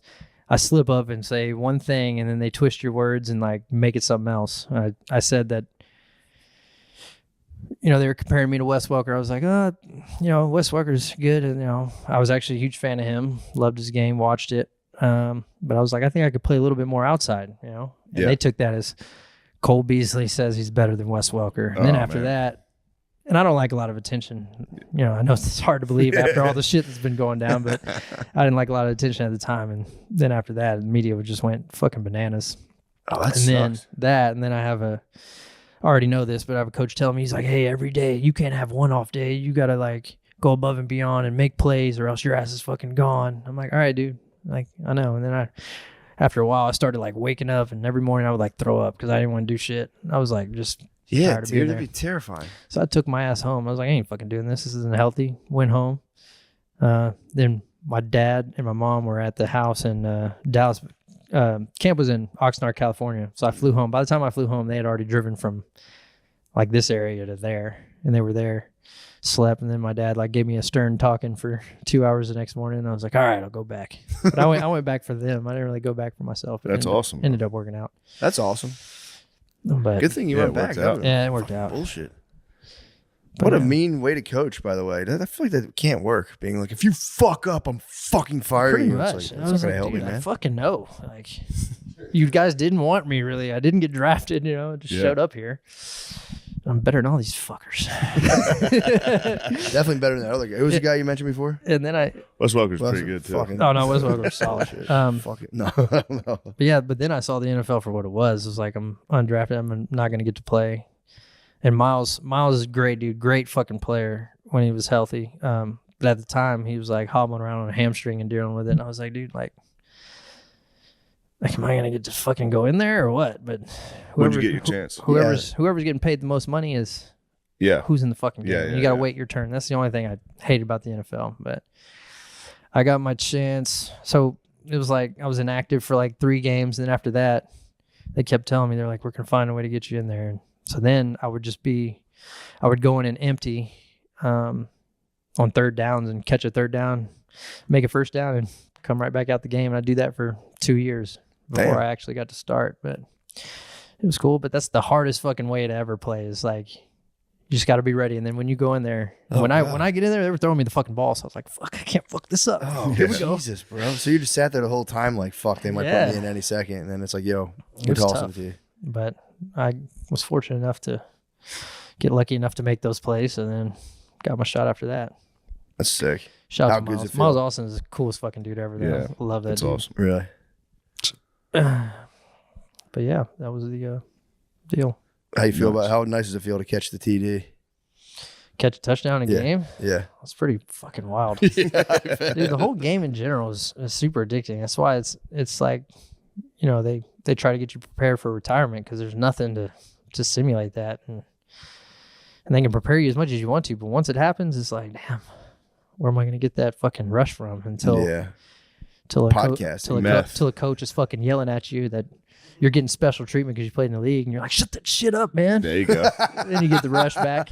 I'll fucking kill you in It's not the same, but it's a close second. You just start running routes. Yeah. You get so fired up. You're like, Dude, since I left the Giants, I haven't touched a weight, buddy. yeah, I haven't touched one. me neither. Once you left, I was like, I'm done. Oh, buddy, I knew it. It was over. It's a wrap. Yeah, but now you've got your son. You can coach, dude. Yeah, I'm You gonna can do just that. follow his career. I'm gonna do that, but I don't want to be like, No, you're gonna. I don't want to live through them. Nah, you're gonna. Oh, yeah. It's gonna be tough. so sick. It's Live it tough. to him. I try to teach them the ways. I'm like, hey, be a nice person outside of the field, but when you get on that field, be a fucking asshole. It's hard to tell a kid that, but True. it's good times. Good times. Well, if you don't like the way he plays, just don't talk to him. Yeah. Just give him silent treatment until he's ready to I play don't want exactly how the game should be played. you do that, they absolutely will fucking hate it. Is the Yeah. problem? So yeah, it's tough. We had a friend whose dad would just like, we'd play basketball and he'd just be like, that was terrible, blah, blah. And I'd just be sitting in the back. He'd be like, you weren't any good either. I'm like, oh, leave me out of this, dude. This is your guys' thing. I'm chilling, man. Yeah, I got in trouble in 8th grade during a loss. Mhm. The coach came into the locker room and was like, "Oh, you think you're so fucking cool?" I was like, "I'm in 8th grade, dude. You're a 45-year-old man." It's wild. That is nice. I do Yeah, like you can that. get lost. You can get lost coaching kids. You can get lost into being like, "Oh, and you're the cool one, huh?" Oh, yeah. Well, You quickly you It's go down to typically- their level. it's the same guys, though, who are just kind of like fucking, I don't know, talking to a therapist is fucking ridiculous. And you go to a bunch of 12-year-olds, just like, what the fuck's wrong with you? You think just because you're fucking handsome, you can get away with everything? Oh, dude, it's even What do worse you think, when you it's fuck your my own. wife? When you're coaching your own, it's way harder because everybody else you're just like whatever. But then yours fucking up, and you're like, hey, dude, just get this fucking shit together. we had someone I knew's dad was coaching like summer league basketball and purposely in the playoffs didn't tell 3 of the worst kids about the playoffs. Awesome. So they didn't show up. Awesome. So we didn't have to play them. Oh, that's awesome. That's a great move. Because otherwise, you got to play those It was fuckers. just like summer league basketball. I was one of the kids that had to be played in summer league. Oh, they I had to was go a in. shitty kid. Yeah, Oh, it it's so sucked. I funny. remember just sitting on the bench being like, please don't fucking put me in. Oh no. I can't play. Because I was on a good team, and it was in Harrisburg, and we were like the only white team Yeah. in summer league, and it was a hot fucking terrible gym, Yeah, those gyms are. and I was just sitting there, just like, oh man, if I get in, everyone in this whole gym's gonna make fun of me for how bad I am at basketball. There'd be like a minute left. They'd be like, Gillis, like fuck, go in, airball, free throw, get checked back out. Yeah, Hey, at least you stuck it out, man. You finished the season. True. I finished. Yeah, That a boy. Yeah, that's finished true. that season. Did you not play ever again, or did you keep going? No, I kept playing after that. That was just that particular summer league was tough, dude. That's cool. The all black team summer league it's scary for basketball in a hot gym. Played a lot of AAU basketball growing up. Yeah, Basketball was, probably like basketball arguably more than football. really. Yeah. Basketball was my jam. Really? What was your position? Point guard. Point guard. Yeah, PG. PG. Damn, basketball is my favorite sport to play now. It's so fun. It's just tough at 5'8", you know. I hear you, brother. Football. All my cousins are like 6'6". I grew up playing with them. It's got a lot of my 6'6", shots. lucky guys. They're big boys. 6'3", 6'4", 6'6". Man, if I was just 6 feet, I would have tried to play Q. You've been Calvin Johnson. That would have been awesome. You would have been Megatron. I would have tried to play quarterback, bro. Quarterback Really? was awesome. I played quarterback in high school. Did you really? Yeah, there's nothing better than having the ball in your hands every play. True.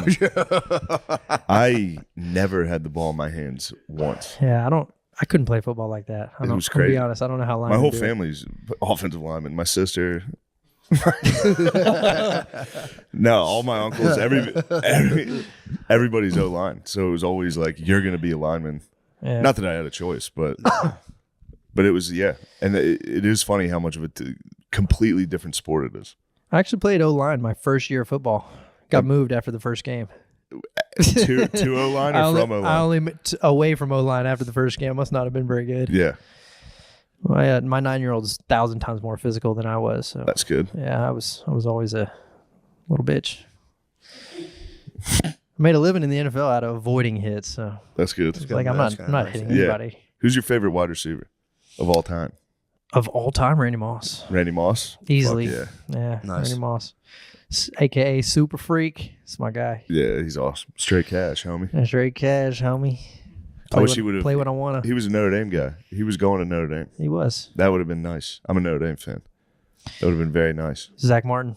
Zach Martin rules. Let's go. Hell yeah. You're gonna be a Cowboy fan before it's over with. I mean, if the Eagles continue to do what they're doing, Oh, you're a bandwagoner, huh? yeah. Let's All go Bills. Go Bills, Niners. Let's go. I want a Super Bowl for them so bad, but then I don't at the same time because I'm like, fuck, why couldn't we do it when I was there? True. Yeah, It's like I got mixed feelings about it. I want the Bros to get a Super Bowl, but then I'm like, fuck, man, you could be running routes. why in the this year? backyard. Why this year? True. Yeah. No, I text Bean as soon as I got let go from the Giants, but he said, I'll keep you in mind. I knew what that meant. Yeah. Yeah, sure, bud. Like, fuck. So what All are right, you it's doing over. to keep the fucking flame burning inside? Is that you're recently done with the NFL? That's pretty recent, right? Yeah, I'm still figuring it out. Thanks Yeah, for so reminding me right now. No, I'm saying, what are you doing? Like, you got to keep it going, bro. No. It's all in your mind, dude. Yeah, I don't. No, I'm not. It's all in your mind, dude. There, I know how the NFL works. Just You get know, into ultimate frisbee. they decided after COVID I was a P squad player only. I've it been was- battling uphill ever since, and I see what you're saying. I'm like over it. I'm like, all right, fuck you guys. You're not gonna let me play them out. Yeah, but what if? Okay, yeah, that's bullshit. So It's fucking nonsense. Can't you just play though? Is there other places you can play? bro, I'm telling you, when so when I asked for my release from the Bills, no way in hell I thought no one was gonna sign me. Right? I got nothing. Told P squad from me begging Brady to get me there. You know. Yeah. And Brady's like, all right. And then got me there. And then I played like 2 plays a game for 2 weeks. I was like, fuck this shit. I'm out. Yeah. I wanted to play the whole time. I thought Godwin was going to be hurt for a little longer, and he came back quick as fuck next week. I was like, well, shit, he's getting paid $18 million. I know how this goes. I'm out of here. Yeah, true. Yeah. That's some bullshit. Some motherfucking bullshit. Yeah, you could find competitive outlets. That's what I'm saying. Yeah, I'm telling you, ultimate frisbee. Just come in and torch people. No, I don't want to do fucking shit Dude, like that. just Bro, torch. you'd be Ultimate so Frisbee. Go down there. nasty. Don't say a word to anybody. Just get on the field and go fucking nuts on people. They wouldn't know. Ultimate frisbee dudes would not know who you were. Yeah. They Probably would right. just be like, "Yo, this Yeah, they're- fucking guy." Oh, they're snagging shit. Yeah, just torching dudes on routes. Just I don't know. I don't know what I'm gonna secretly do. do that.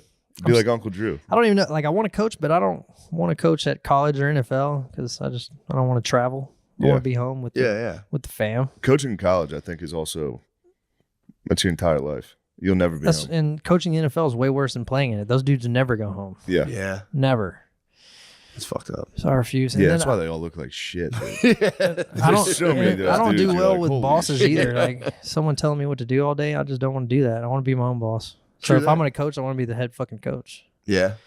That's why I took over a flag football squad, bro. True. So nobody's saying. out there telling me what to do. Nobody give you any shit. Even the parents, they just leave me alone. You know, most people are like, the parents suck for Little League. I was like, well, really? Because in flag, they left me the fuck alone, let me do what the fuck I do.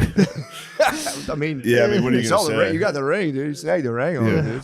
What are you Right. gonna say? Can you imagine being a dad? Be like, actually, I think we should run Yeah. this. And be like, oh wait, you played 11. Yeah. How many years were you in the NFL? I forget. Yeah, I guess I should listen to you. Highest I would go is high school, bro. That's probably it. High school would be fun. tight. High school would be That'd be really sick. fun, But I especially don't- down I don't- here. I don't want to teach anybody, though. I don't want to teach. That's like a rule, you know, unless you go to like a private school. Oh, you got to You teach. usually got to teach. Teach Maybe there's a gym, way dude. around it. Bro, I don't teach know. science. Gym, bro. I don't. Or science. My dad was a science teacher. Really? Yeah. Well, he head coach. Then he got the job finally of PE. That's ideal. Peas. Yeah. Move, PE dude. teacher. Dodgeball every day. Yeah. Just gotta I don't watch care what those. you guys do. Just fucking move around, all right? Peas are nice. You just gotta But yeah. not be a pig. You just gotta force the kids to shower and stay in. Yeah, the gym gym teachers often have sex with girls, which is illegal. Oh no. They do, dude. If you had to pick a class who has sex with the kids most, it is the gym teacher, dude. I mean, their job's just so physical. That's why. Oh, Yeah, you're interested in And they got to talk about female sex anatomy. with the kid. Yeah.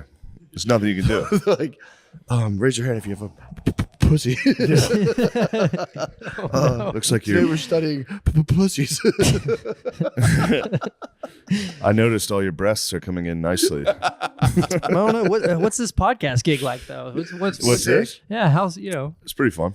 you get? I mean, what's the money like? Do you get anything off of it somehow? Some Money's way? thick. How's that work? We get like $1 billion. we get so much money. Yeah, we're fucking those P Squad guys up pretty bad. Fucking, are you? Yes. Yeah, it's still solid money. It's not bad. No, it's great. I'm not saying it's not. P Squad's not great, but you know. No, yeah. I'll tell you after. I love I that. love it. Love that. All right. Actually, I'd give this up. Comedy for the money P-Squad. should be good P now. Squad though. would be nice. P Squad would be so sick. Got a big Netflix Netflix Comedy, thing now. comedy money's good. Yeah, It's working out. the money is good. I saw you with a Bud Light beanie on. I didn't take you for one of those, but Brother, what's I'm glad going on? you there? asked. What's going on there? Bud Light rules. Bud Light's back, dude. We're back. How's it back? I'll tell you after. All right. All right, that's enough you know of what? this. Actually, I don't even remember if it was Bud Light. Pretty sure I had a Bud Light deal at a point in Buffalo. I had a billboard, but I don't even remember if it was Bud Light, dude. My marketing guy just comes to me with shit, and I'm like, "Tell me where to sign, buddy." I bet it was. I think they're the NFL is Bud Light. Oh, so it probably was Bud It's Light. probably then. Bud Light. Well, then they, did what they did, and they fucking ruined it. No, they didn't ruin it. Are they making a They comeback? didn't ruin it. They're making a comeback. Okay, if they're righting the wrongs, we're all right. They are. They're right. doing the right All thing. right, okay. Yep. I'll wait for that moment to support them.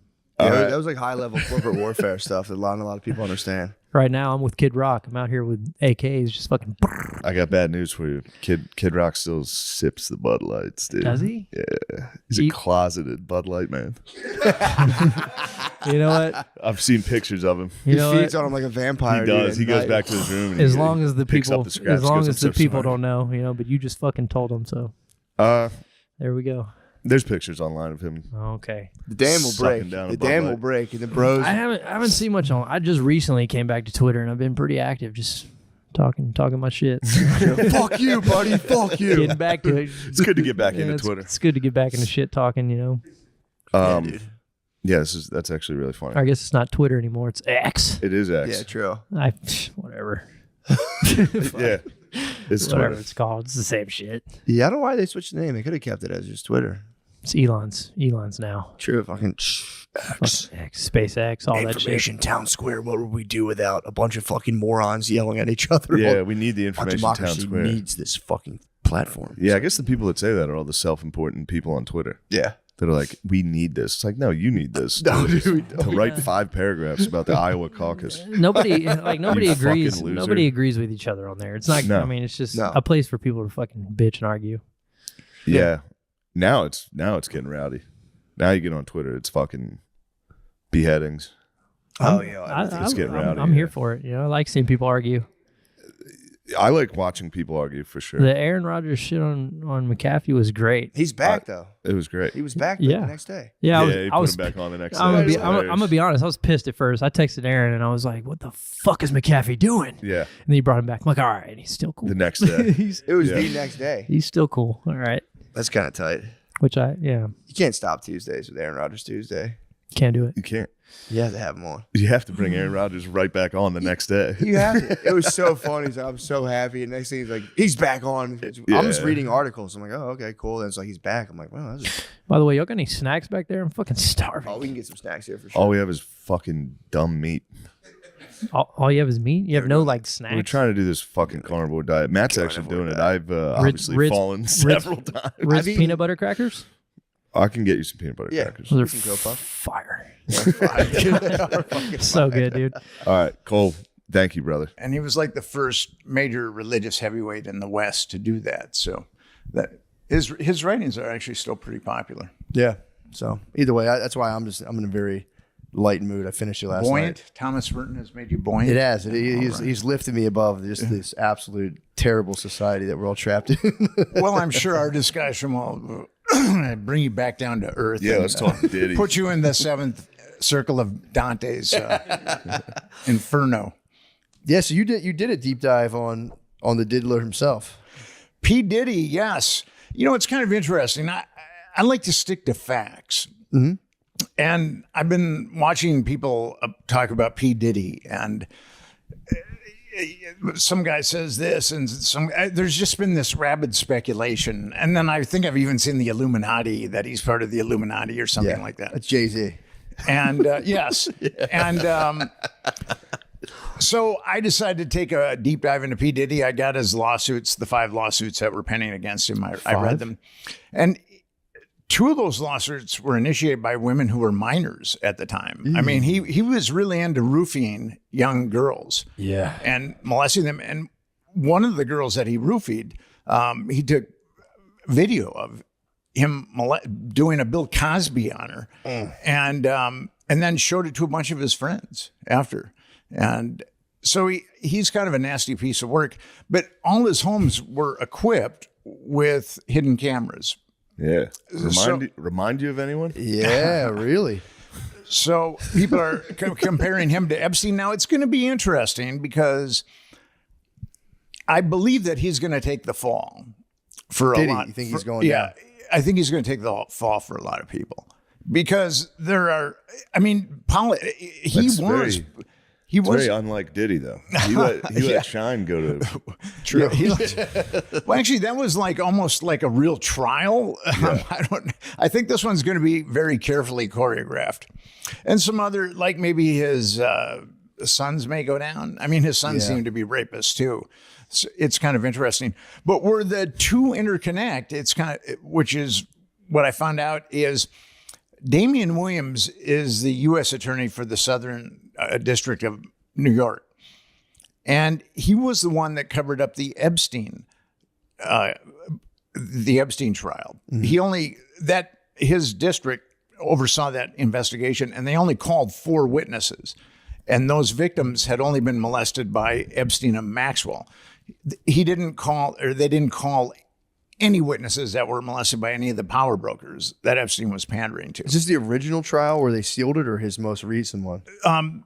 No, the last one. Okay, Actually, Maxwell's trial. Gotcha. He was going to prosecute Epstein too, but Epstein, his death kind of precluded that. True, yeah.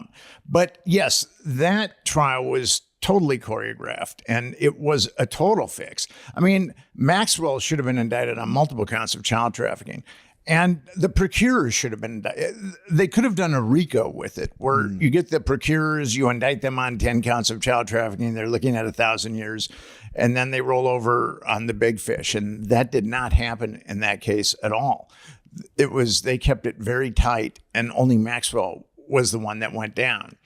Now, that guy is the guy, and because it's kind of strange that P. Diddy's homes in LA and Miami were the ones that were searched, but that search warrant emanated from the Southern District of New York, Damian Williams. So he's taking the helm of the P. Diddy he's in case. control of all. Yeah, that's And kind of nuts. So that's why I know that the fix is in with P. Diddy. But this is also interesting.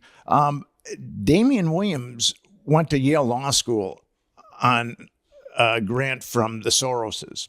What? And where it gets a little interesting is Peter Soros, their kid, is in Epstein's black book, and he's circled twice.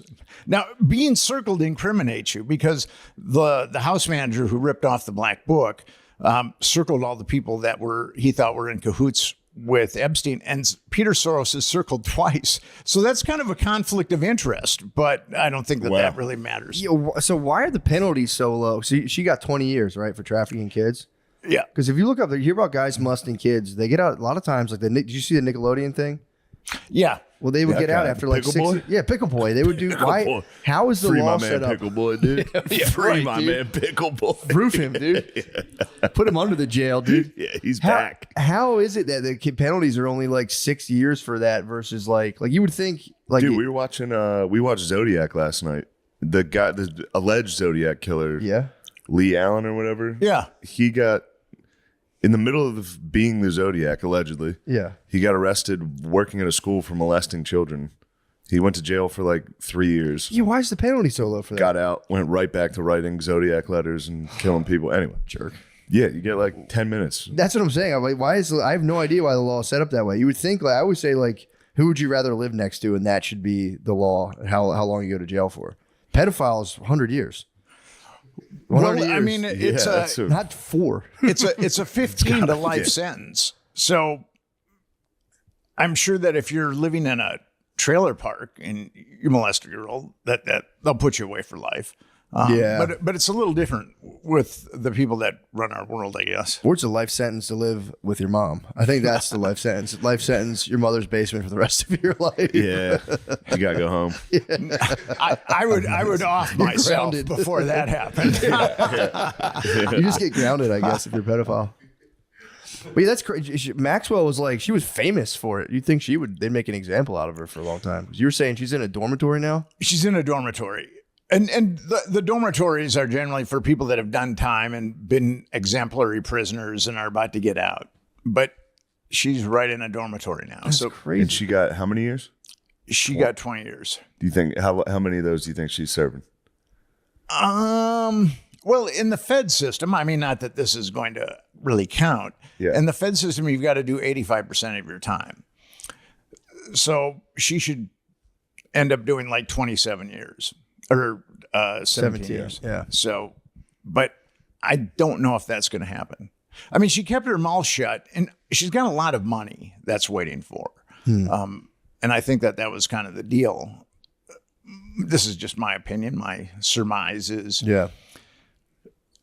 they sat Maxwell down. They said, Ghislaine, you've done some really good stuff for us. You've enabled us to blackmail a lot of people.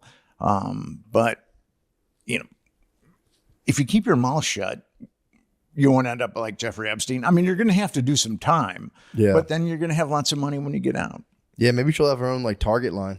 She'll have like home goods Target line. Buy Ghislaine Maxwell. I was thinking, I don't know if Target would stoop that. Maybe Walmart should have her own Walmart line. I'm a Minnesotan, and Target began in Minnesota, so I have kind of a special affinity for.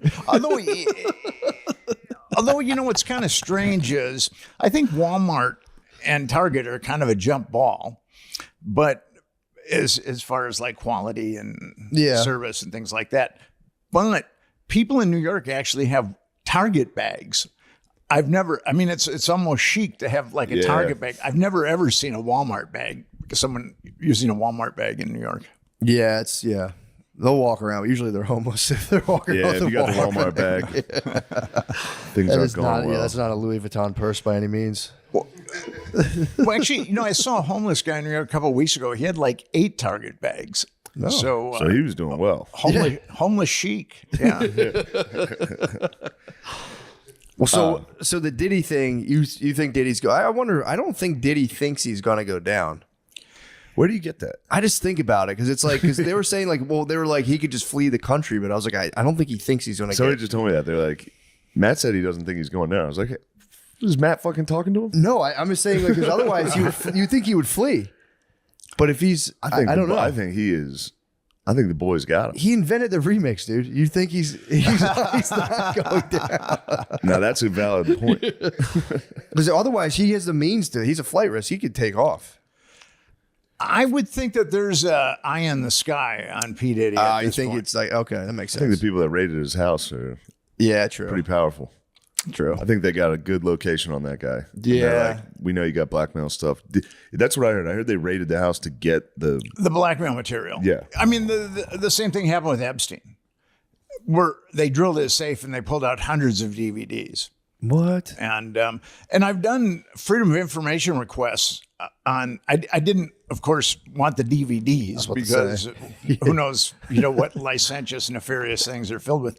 But I did ask for reports on the DVDs. I've been having a tough time getting Pornhub down here. I might need the Epstein DVDs. The box set. The box set, dude. Get the portable DVD player going in the bathroom. Well, if I ever get the DVDs, I'll Toss me the good ones. Toss me the good ones. So You scrub the bad stuff. And Get rid of the bad stuff. it's kind of funny. When Epstein died, the Fed said the case was closed. Yeah. So then I put in a FOIA for the reports, and then they said the case is ongoing. Oh, really? And then I did it again. I don't know, about 3 months ago, and then again they said the case is ongoing. I mean, the guy's in the ground and rotting, Yeah, but the case is true. ongoing. So Trying to see that Stephen Hawking. So I'm trying to see I him want to see Stephen thunderclap. Hawking fucking that would have been tough. reverse I think. forward, reverse forward. Just Back that thing up, dude. Maybe- back it up, Terry. Hawkins might know some stuff about physics that we don't have a clue about. True. So, yeah. True. You never know. Sexually, he could Yeah, Hawkins. get a little wormhole going. Yeah, that's kind of crazy. So he got. So Diddy, I know who was implicated in Diddy's was Cuba Gooding Jr. got hit pretty hard. Everyone thinks Meek Mill was involved just because he was like, they named basically his circumstances. But what was like the worst one? Because I knew he had the case against Cassie that you're saying he had the underage people. Then Well, there it was the Little Rod. producer. Little Rod. That was Yeah, the most that fascinating was, one. That was the last one. And Yeah. Little Rod, I mean, it's kind of interesting because they've done 3 addendums. His attorneys have done 3 addendums to his initial statement. And each one is getting more salacious Oh, and nefarious. because the first one was pretty bad. That was, The Was Little first one- Rod with Cuba Gooding? What's that? yes. Was he the one that Yeah. Cuba got? Yeah. Cuba got him. More like Cuba batting, if you ask me. It's kind of interesting on that link that I sent you. It's Come on, this is all I got. the link that I sent you. It was Diddy and his kid Justin took a rapper. We only know the guy's name is G, and took him into the bathroom, and then multiple shots rang out, and Yeah. then the door opened, and G just happened to be bleeding from his abdomen, and Diddy told Jones, don't say I had anything to do with this, and I got to leave and take Yeah. off. And then Jones was taken out. It was at Diddy's studio. Jones taken out of the studio, and the cops were called. And I've got a news article that says that G was shot outside the studio.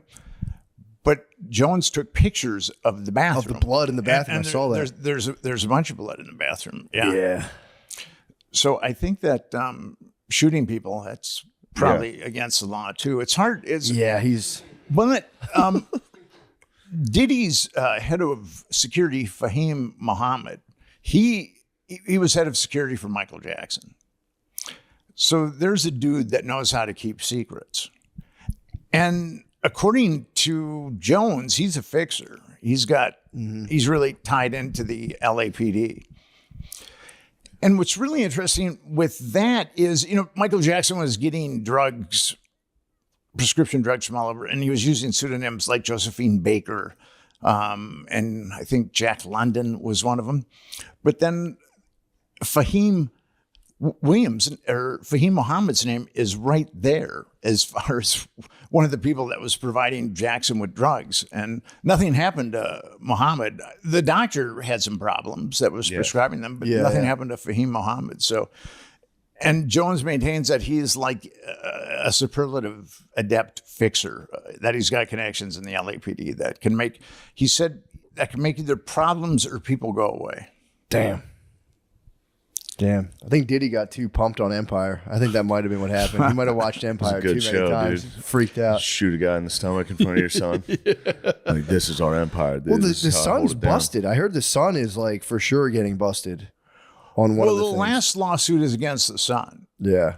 And it was Diddy rented a yacht, and some woman said that she had been molested. That the woman, Diddy's implicated because the woman said that Diddy set up a environment where these workers were going to get molested, and this woman put him on a yacht. Yeah, put him on a yacht. There's no way to go. Yeah, it's the implication. Damn. Well, Diddy's going down. You heard it first. I didn't know. I was like, maybe they don't have enough solid stuff on him. So just a lot of it is like a lot of hearsay. But yeah, it seems like he's gonna go to jail. He's gonna go there. I think he's getting Kells is out, but Kells Diddy. Damn. Well, think he's gonna get killed? Yeah, probably, right? If he does, I don't know. They're gonna probably give him the Ghislaine Maxwell talk. Well, did some bad things, and it all depends upon who he's compromising people for, because there's enough information that his homes had hidden cameras that I actually believe that his homes had hidden cameras. So I just don't think that he was blackmailing people for himself. Yeah. Now, what's really interesting is the guy that he started Bad Boy Records with is Clive Davis. Mm-hmm. And Clive Davis has an interesting criminal history. He was charged with not paying his taxes in 71, 72, and 73. He was head of CBS Records. And he was busted embezzling $94,000 from CBS Records. And the guy that he was using was a Genovese crime family named Pasquale Falcone. And how they intersected with, this is kind of interesting, how they intersected with Davis is Falcone was smuggling 22 pounds of heroin into the United States. And then they started looking at Falcone, and then they saw that he was doing these illegalities with Clive Davis. And then he also shelled out $250,000 for payola. That's giving kickbacks to radio stations, which is totally illegal. Yeah. But he did all these things, Clive Davis, he did all these things, and he walked. The dude never spent a day in jail. Oh, then he teamed up with the Diddler. That makes sense. And then he came out with the Diddler. The feds said, yeah, that was the connection. We need you. We need the Diddler. Damn. So you've got it's an interesting alchemy right now with P. Diddy. You've got his head of security, who is a fixer, who knows how to keep secrets about child abuse. You've got Clive Davis, who has been busted on innumerable things and felonies and not spend a day in jail. And then you've got a U.S. attorney that likes to cover up child abuse. So it's a pretty interesting alchemy to see how those things all turn out. What do you think about Jay-Z? Nothing on him yet at all? There's a lot of innuendo about this person or that person. Like Diddy says when he was sued by his girlfriend, Cassandra, Cassie Ventura. According to Jones, he says, well, I've got enough leverage on Bishop T.D. Jakes to get him to go to bat for me and say I'm a good guy and nice guy. And now Bishop T.D. Jakes, he's got a real estate empire. I mean, he's got a mega church in Dallas, but he's got like a real estate empire. And now one person on Twitter said that he's gay. So then the next thing, everybody in the news That's saying, pretty good, though. yeah, If and you he's only got, and he's blackmailing TD Jakes because he likes little boys, Yeah. or whatever. So, One guy calling you gay on Twitter. That might be the straightest guy on earth. and the person said, well, it's right there on Twitter. Yeah. So now here's a guy that's worth millions of dollars, and he just did a deal with Wells Fargo that could be up to $1 billion in housing. So, and he's a preacher, which his being a media mogul and also a real estate baron, it seems a little at odds with preaching. I mean, not when you get to the evangelical side and you're on television, I guess not. Yeah, mega church and mega churches are like basically businesses and stuff where you can, you just get a guy and be like, yo, fund me. I'm going to start 10 more of these things. I got to meet Jim and Tammy Baker once. Not really the highlight of my life, but it was interesting. A friend of mine was an Herbalife distributor, and the feds busted him. What? For what? Dispensing Herbalife, marijuana. Oh, he wasn't actually Herbalife, yeah. This is before, I used to call it Herbalife now, but that reference is kind of lost. He used to dispense Herbalife. There was actually something called Herbalife. I benefited financially. There was actually something called Herbalife, but you guys are too young to know about that. When you get old and crusty like me, there's a lot of references. I remember Herbalife. The guys, there was this couple that would stand in the back of the church, and they had pins that said "Lose weight now, ask me how," and they would stand in the back of the church. At Catholic church? Yeah. Get them out of there. They're selling their wares. I know. I almost if they had tables, You I gotta would flip flip the them. tables. But yeah, it was this couple, and they had the guy with like a skinny guy with a mustache and the lady with 80s hair, and they were just standing in the back, and they looked great. I'll be honest, they were both good. looking pretty slender. Yeah. So a buddy of mine, Pre-Instagram. You had to just go stand in public and go, Lose I weight know now." secrets. There's secret drugs you can take. Everything will be better. It was just a veteran, probably. Yeah. try crystal meth. Yeah. You lose And weight. Herbalife together, you will lose weight. So I was visiting a buddy of mine in the federal prison in Rochester, Minnesota, which is kind of like a club fed. A lot of mafia guys end up there. And when you visit someone, at least in this prison, they put you in a little group and then they escort you across this courtyard. And I was in the same group as Tammy Faye. And she looked like, she does when she's live, she looks like maybe an Avon train wreck or something like that. I mean, she's definitely putting on her makeup with a trowel. Yeah. And I wondered why Jim Baker got, he was originally like 100 years or something. I mean, it was appealed and got knocked down, and she got nothing. But when I met them both, so I was talking to my buddy, and what they did, they were like a mega. What do they do? well, they had a mega church, and they got arrested. Well, he got arrested for embezzling and all kinds of other things. Right. And he was building like a born again. Damn. Yeah, there we go. There's It's like a secretary from the Drew Carey show. Yeah, it really is, dude. It's exactly that. That's crazy. Cleveland rocks. So I was visiting my buddy, and then she came and sat next to Jim, and I was sitting next to my buddy, and he had this sinister grin on his face. I mean, there was something kind of malignant about him.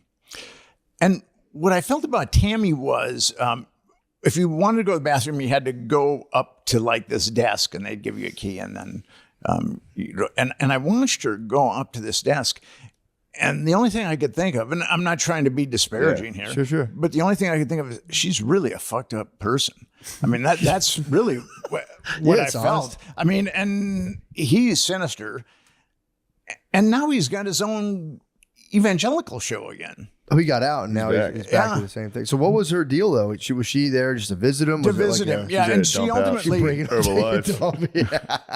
Just dumped out some Herbalife. Did they get conjugals? Did he get conjugals in there? Maybe he was smiling. Conjugals got... I don't think there's any more conjugals left. They don't do that anymore? Not that I'm aware of. I mean, That's of too course, bad. prisoners have their own conjugal thing, True. but True that. of a certain stripe. But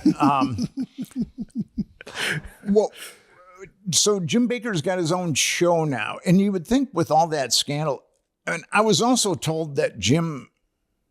I probably shouldn't say this because it is derogatory and defaming, but I was told that Jim spent a lot of time on his knees when he was in prison. Really? Praying. Yeah. Damn, who told you that? Some people that were that did time with him. Damn. So Probably, I mean, his enthusiasm was probably great. True. so now that I know these, You got to take it out. Come out of this. so now that I know these demon things out of about this Jim, Just anointing himself with the chrism, dude. Running around after he gets the facial. That is insane. I mean, again, I know what you're saying. You don't want to implicate yourself in any kind of negative smearing, but as just a joke, it's very funny for a mega church pastor to just be pulling it out of guys in prison. well, Say your name, demons. Be out. Be gone from this man. Oh, oh Lord. Oh. mega church pastors get into a lot of those problems. Yeah. Yeah, they're all freaks. Yeah, it's and I feel sorry for the people that believe in them and then ultimately end up giving them tons of money. And Yeah. there was an article. It was either Time or Newsweek did an article because Jim Baker would go out with all these prostitutes, and then he would have them do stuff. And Yeah. you know, and there was one prostitute that said, you know, I've got 2 kids, and I wouldn't let them near that guy. So, and here he Damn. is preaching to millions of people every Sunday. Really? She was like, he was too, I guess he's got some aberrations. some requests. Time magazine and or Newsweek, I can't remember which one, really didn't delineate on those aberrations, but I think that we can, from the anecdote that I've told you about is stay in prison, I think we can maybe Yes, extrapolate True. well. Yeah. Probably some. All right, so final thoughts on the diddler? I think he's going to go down. But here's the thing. Diddy just didn't have musician friends, but he was plugged into politics, not quite like Epstein. Vote or but, die. but Oh, even- yeah, I forgot about Yeah, he was old. He was, that. Yeah, true. and he also had a lot of sports people too. So going to his, well, he had regular parties and then he had what he called freak off parties. Yeah. And it's going to be interesting to see if any other people are going to go down. And the feds can be very persuasive. I mean, they can say, Diddy, you made a lot of money. I mean, we can take it all Yeah, true. and put you away for 1 million years, and then, or else you can go gently into that good night and you can keep your money and we won't arrest half your family. Damn. I wrote a book called Confessions of a DC Madam, and it was about a guy who ran a gay escort service in Washington, D.C., and there was a CIA asset that would use his escorts to frame closeted guys. It was a blackmail operation. And here's the guy, he was a mortician. And Sucks. Just being a guy fucking a gay prostitute and then be like, gotcha. Be like, fuck. We filmed you. That would for real. it's so sucked. with Henry, he was a mortician, but he was raised in like the southern corner of West Virginia, where people, you know, preach with snakes and things like that. And so Henry moved to DC, and he'd been closeted this whole time, and then through a weird set of circumstances, he bought an gay escort service. And from a guy that was dying. And Henry is really brilliant as far as a marketer. So what he did is he opened up the yellow pages and he started calling all the escort services, which are generally fly-by-night operations. And if the phone was disconnected, he'd call up the telephone company and he'd say, I'll pay for the arrears. So he ended up with like half the escorts in the DC yellow True pages. arrears. True, yeah. Rear enders. Butt sex. So his dying friend was like, "Yo, I'll sell you. I'll get it a fire it was sale actually on a stable it full was of someone gay he men." met who was like a gay version of the Chippendales. Introduced him to this guy. So, and he just and there was a guy. Okay, so with Henry. Now, here's a guy that was running a gay escort service. I mean, all he was doing is running a gay escort service. Yeah. I mean, And he was gay too. You said he was gay in the closet, and then he bought. He's an innocuous guy. He's a very gentle guy, very quiet, unassuming. I mean, Gay. yeah, you would never know that. If you just met him, you'd never know the kind of history he had. So he was indicted on 46 RICO counts. Damn. So he was looking at 395 years in prison. And this is what the feds said to him. Henry, we've used your escorts to compromise a lot of guys. And, we appreciate that. And we're going to make a deal with you. We can put you away for 295 years with all these RICO indictments. Yeah. And that's in gay years or regular guy years? That's like 20 in regulars straight. So they said, Henry, we'll give you a consolation prize. You keep your mouth shut and we'll only put you away for 5 years. Whoa. So he took the deal. But he was totally sold down the river by his attorney, who was Greta Van Susteren. I mean, what she did to him was pretty egregious. What'd she do? She basically sold him out to the government. Anything that the government wanted to do, It sucks. she allowed them to do. And she's a Scientologist.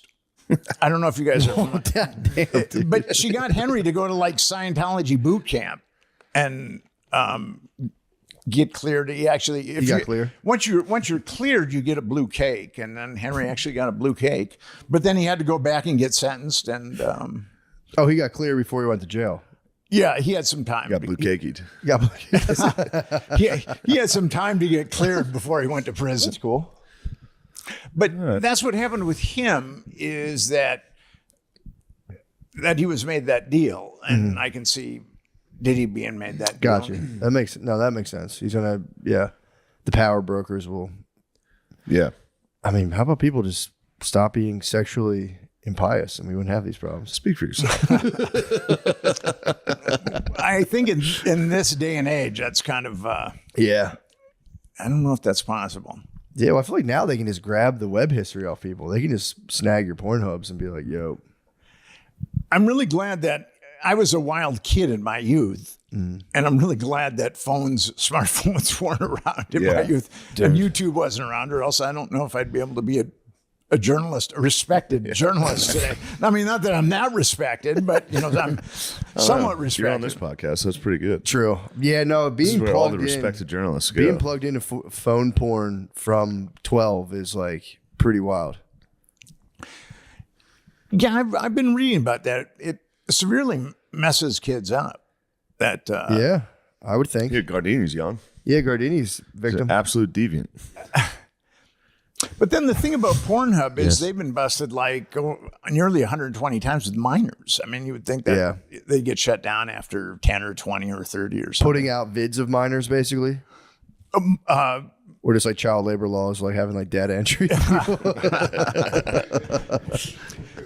And actually, there's been some girls that were minors that have sued Pornhub. From their stuff being out. Yeah, that's. Yeah. Yeah. Dang. Everyone has to upload their ID, dude. That's what they do in Texas now. You have to upload your driver's license. Yeah, I read about that. I like that. Not Yeah, necessarily a bad idea. Obviously, probably a good thing, but Yeah, it's fair. it's dampening my jacks. Yeah. It's put a real damper on my jacks. You just go on and you're immediately reminded of child sex. You're like, oh. Yeah, true. You go. What do they say? I Like, jack off to that. I don't need thumbnails anymore. I jack off to the the governor's warning. I go, oh my God, this is bad. there's so much porn behind this.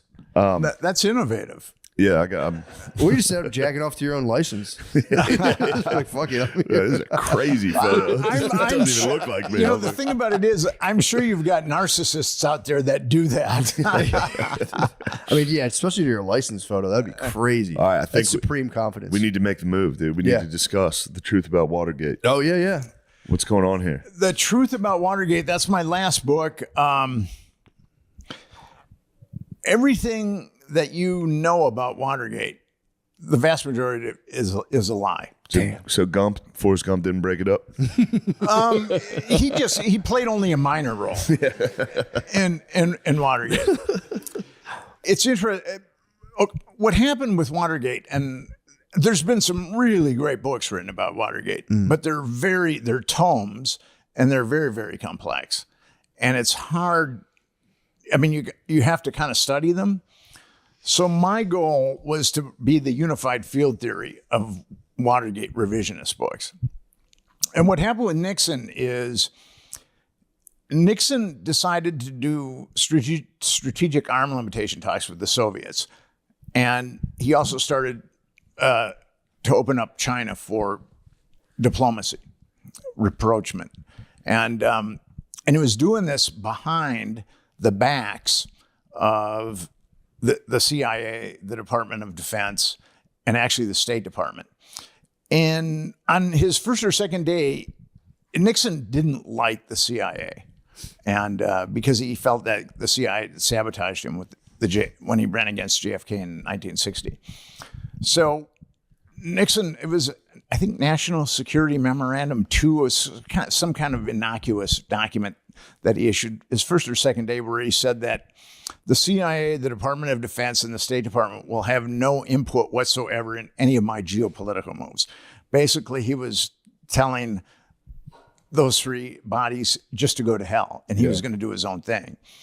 And then he started making contact with the Russians, and then he started making contact with the Chinese. He'd been a Cold Warrior, and he saw that that wasn't working. He saw that containment wasn't working. And he just saw that we were spending all this money, and he just realized it wasn't, it just wasn't prudent. It would never work.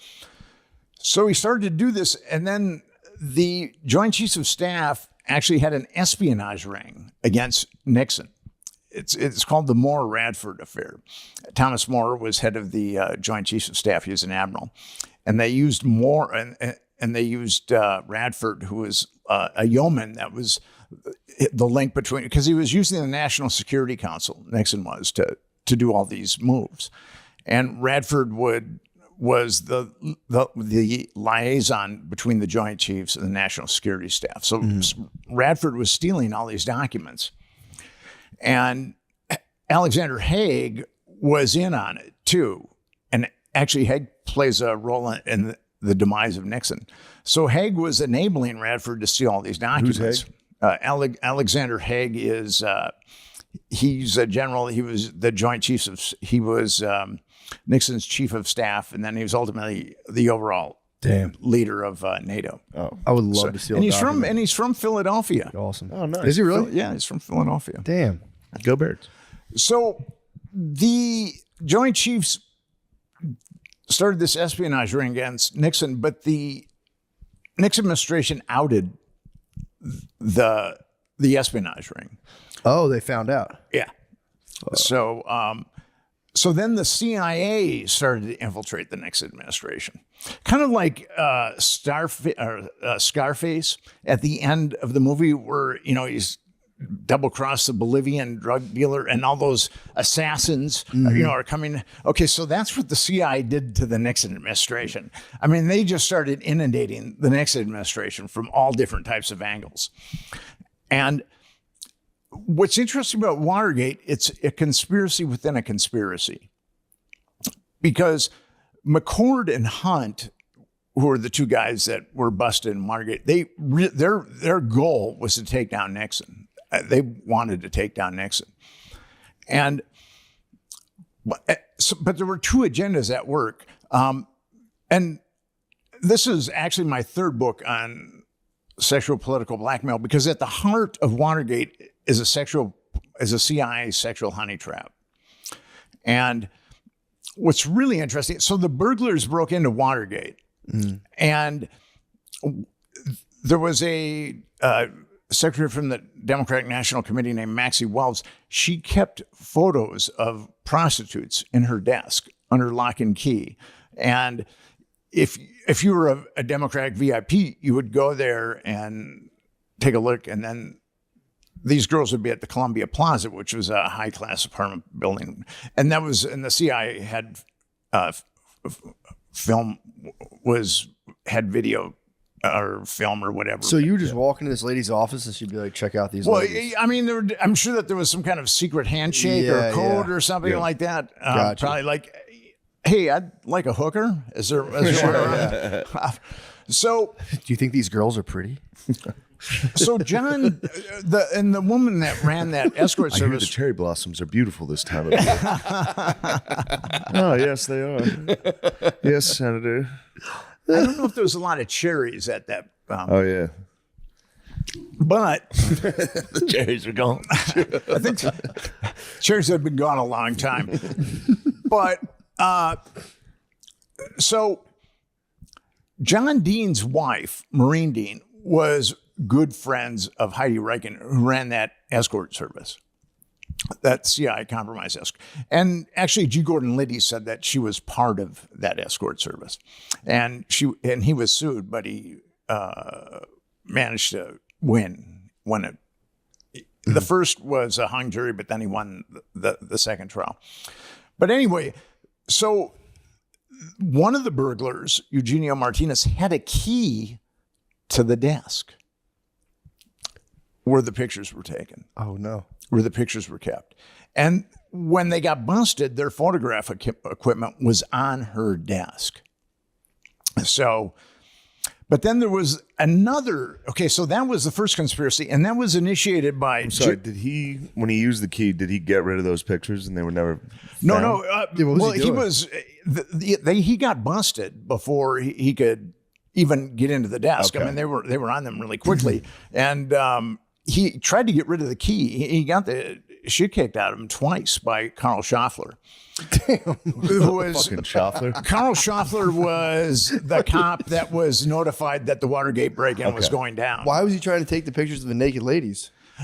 I think that they wanted to take as many Compromise the pictures Democrats, or- pictures of whatever documentation, women, anything that they possibly could. And this was a CIA guy stealing the ladies? Okay, so Yeah, let's I'm confused. hold on. The lady's name was, what was the wife's name again? Marie Heine? Maureen Dean, John Maureen Dean's Dean. wife. Gotcha. Who's John Dean? Okay, so John Dean was counsel to the president, Okay. and he was the guy that supposedly saw that that the Nixon administration was awash in moral turpitude and corruption. Gotcha. And he's the guy, he had a book called, it's actually a great piece of fiction. It's called Blind Ambition. And he was the guy that turned on Nixon in the Nixon administration. And then ultimately it was Nixon's word against Dean's word. But there's quotes or there's tapes of Nixon talking about Dean and Dean lying. I mean, Dean, he's a snaky guy. Mm-hmm. And Maureen Dean was very, very attractive. And John Dean, well, but she was good friends with Heidi Reichen. And what's really interesting is a number of people have thought that she was working as a prostitute for Heidi Reichen, or working with Heidi Reichen, running her prostitute gig. And now, John Dean's book was Blind Ambition, and Maureen Dean was Watergate, A Woman's Journey. And they both say that they met in L.A., that Maureen Dean was living in L.A. when they met. And then they had a torrid romance, and then Maureen Dean flew to Washington, and then that was it. She moved in with John Dean. Mm-hmm. But I found an article in the Washington Post where it's talking about her working for the government before that. So either they're lying in their books or the Washington Post is lying, because it's out of the, if you take that chronology in the Washington Post, it's because people have said Maureen Dean was a hooker, but it never made any sense to me because she flew back to Washington, D.C., and she lived with John Dean. She didn't need to be a hooker to make money. But according to the Washington Post, she was already in Washington, D.C. when she met John Dean. So with that timeline, it's definitely feasible that she could have been a hooker with Heidi Reichen. And plus, her and Heidi Reichen were very good friends. That's pretty much proven. Gotcha. So what did they actually nail him for? So you're saying that Nixon, if I'm right or wrong, but I don't know if I'm right or wrong, but it's like Nixon's people had this prostitution thing going on, and they tried to expose that, and then he caught them trying to do Okay, it. so what happened was Nixon didn't know anything. He didn't know it was okay. He didn't know anything about any That's of kind of this. my question. Was And actually, the top people in the Nixon administration didn't know about Watergate. They knew nothing about Watergate. And it was Jeb Magruder, who was the acting chairman of the committee to reelect the president. And it was John Dean that sent them in there to the Watergate. And they were, the story I was always, they were just in there to steal what, Democrat like political plans? Well, dirt. They were just in there to get dirt on the Dirt. on The Dean second events. time, the first time, actually, there were two break-ins. The first time was dirt, or the first time was, any kind of documentation, but the second time was definitely dirt. Okay. I mean, that's why they had the key to Maxie Wells' death. Yes. But Now- if they were in there to get dirt, I thought they were against Nixon. A Well, lot of those guys. no, they were CIA guys. Yeah. All those guys were CIA except for G. Gordon Liddy, the crazy one, but they were all CIA. So the overt plan to get it for them was to get dirt. The plan that Magruder and Dean told them to do was to get dirt. Now, there was a second agenda going on there. Those CIA guys, McCord and Hunt, had infiltrated the Nixon administration, like those assassins in Scarface. And their goal was to get Nixon out of office. And they had the opportunity because that whole thing was a setup. McCord really hated Nixon, and Hunt didn't like him at all. And just to make sure, they're going to steal him out of the office? What's that? They're going to kidnap him, steal him out of the office. So how are they going to do it, though? Are they just going to like plant something or just like look for bad Or stuff? just intentionally get caught. They were just going to see how it went out. But then there's the media side of it, too, which I can get into a little bit later. But with the CIA guys, they wanted the burglars were Cubans that had worked with the CIA before. But Hunt and McCord were actual agents. Gotcha. Now they were ostensibly retired, but they weren't. In the book I show that they're still working with the CIA. So the goal of Dean and Magruder was to get dirt on the Democrats. And some people have speculated that Dean wanted those pictures because his wife was in those pictures. I don't know, but that's what people have speculated. But the CIA guys, that was not their goal. Their goal was to incriminate Nixon. And so at the Watergate, the Democratic National Committee was on the 6th floor. And on the 8th floor was the Federal Reserve Committee or whatever it was, Federal Reserve. And now someone had broken into the Federal Reserve about a month before the first Watergate burglary. And the McCord really tried hard to get busted. So at about midnight, 6 guys in suits signed into the Watergate at midnight and went up to the 8th floor, signed in for the Federal Reserve. But the security guard was like, I think he probably had the IQ of an avocado. He couldn't figure that out at all. So the second time they went in, there was a guy named Baldwin, and he called the DC police. And Carl Schaffler was he was a DC policeman, but he'd also worked for intelligence, probably a little bit of both. And he was a block and a half away. And then when the call came in, they went right to the Watergate, and and then they got busted. And Nixon, the thing with, so those were the two, it was a conspiracy within a conspiracy. The overt conspiracy was to get dirt, and then the CIA's conspiracy, the covert conspiracy, was to get Nixon. And you're saying Nixon didn't even know about the Nixon, no. get dirt plan? Didn't have a clue. None of those guys did. And that's what they were calling each other. And they go, who sent these guys in? Because Nixon was way ahead of McGovern. I mean, he walloped McGovern. It was going to be probably the biggest landslide up to that point. Reagan's Up till 2024. True. Why did he get in trouble for people breaking in though? I don't understand. What's that? Why was he? Why? So he got in trouble. so for we're somebody Nixon- Yeah, they sent Watergate was just they sent people into the Democratic committee to steal shit. That's what he got impeached got for. blamed for that. Yeah, Gotcha. yeah. That was the how it was portrayed, Okay, that makes sense. So that's, and that's what Nixon left office for. Hit the fucking hit No, on but that side, what happened, what he left office for was obstruction of justice. Because Nixon, I mean, you listen to the tapes of these guys and they're going like, what the fuck? Yeah. I mean, who ordered those guys to break in? Now, Magruder and Dean, who ordered them to break in, kept quiet. So those guys had no idea. damn. So there was just like 9 burglars in the building, and everyone was Yeah. Spider-Man out. But Nixon, his natural instinct was to cover it up. I mean, he didn't know why anybody broke into the office, or he didn't know some of the other crazy stuff that these guys had done. Yeah. But it was just his political instinct to cover it up. Gotcha. And that's where he Makes got sense. busted. Is he tried to use the CIA, and the CIA double-crossed him. He tried to use the CIA because the FBI launched this investigation, and they found leads to the Nixon administration because of Hunt and McCord. And he tried to get the CIA to play their national security guard to stop the FBI. Now, Richard Helm was head of the CIA at that point, and him and Nixon hated each other.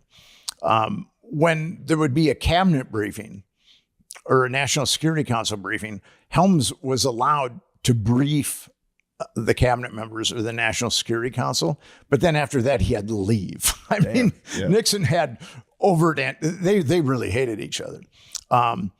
Now, Richard Helms said, no, we're not going to cover it up. But then Nixon said something about the Kennedy assassination.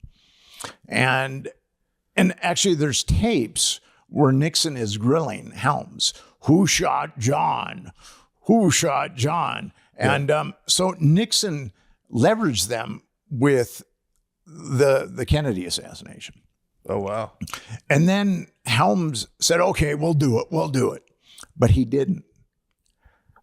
So, and actually the CIA provided more incriminating evidence against Nixon. But Nixon didn't know any of this stuff. All these machinations were just going on below the surface. Jesus. Yeah, that's pretty cool. I had no idea. I thought he got like in trouble for like stealing stuff. I didn't know what happened. I thought like, he actually just stole stuff and got busted and was like, my bad. I'm not a crook, dude. Yeah, I'm not a crook. It's the thing is, if Dean and Magruder hadn't ordered those break-ins, then Nixon would have. That's what was tied to his, Yeah, to get those would've been- pictures And of their wives, their hot wives. Damn. Their hot wife and they got busted. We gotta get those naked pictures of our hot prostitute wives out of there. Shit's about to go down. Yeah. well, at least they were naked adults. I mean, I got to give them that much. You know? They were adults. True. I mean, Yeah, true. Well, yeah. By today's standards, that was by was today's above standard, board. yeah. Yeah, it was actually very nice of them. Very chivalrous. So they wanted Nixon out because he was trying to chill out on the Cold War. Well, he was befriending the communists. Yeah. And the Hawks and the CIA and the Department of Defense hated the communists. Nixon's always portrayed in like modern, every movie's in. He's like a war hawk. Like he's always like, we need to nuke them now. Yeah. Well, Meanwhile, he was trying to de-escalate. yes, big time. And he even told the Soviets that he was willing to relinquish Vietnam. Didn't it end under his administration? Vietnam War? Yeah. Yeah. I mean, he bombed the shit out of the Vietnamese before he did He that. gave that a shot. But Nixon is kind of split personality. So he really worked hard to do a arms deal with the Soviets because he saw the nuclear escalation. And actually, he cut defense by 64% in his administration. And he did some positive, like OSHA, and he wanted to give health care for everybody, all Americans. He enacted some, the Environmental Protection Agency. I mean, that was also a Nixon initiative. He did do some good things. Now we just look at him as evil incarnate. But but it was, so what was really interesting about this is Woodward and Bernstein were essentially the guys that the two reporters that brought him down. And they're the most pathological liars of probably anybody in the entire Watergate saga. It's really interesting. And Ben Bradley was the editor of the Washington Post, and he was a CIA guy too. So, and Woodward was also a CIA guy. Bernstein just wanted money for nothing and chicks for free. I mean, he blew all his money on prostitutes and coke. And he had a tough time after that. But Bernstein. And so what's fascinating, I mean, people think that those two are like the Mount Rushmore of journalism. And I mean, what's amazing about them is they're telling lies when they don't even need to lie. I mean, a lot of time they need to lie, and I understand that, but they're telling lies when they don't even need to lie. It's kind of amazing. What were some of their most like egregious lies? Deep Throat. Okay, Deep Throat was the guy that gave Woodward all the dirt on Nixon to take him down. Mm-hmm. Now, why did he call himself Deep Throat, by the way? What's that? Why did he call That himself was Deep back Throat? before it was really fucking. It really was. I remember even as a kid being like, "Why do they call him Deep Throat?" I don't like that. Didn't they make a porn like right away? That like popularized. Did it really? That being like that's that's sexual. Deep Throat. Yeah.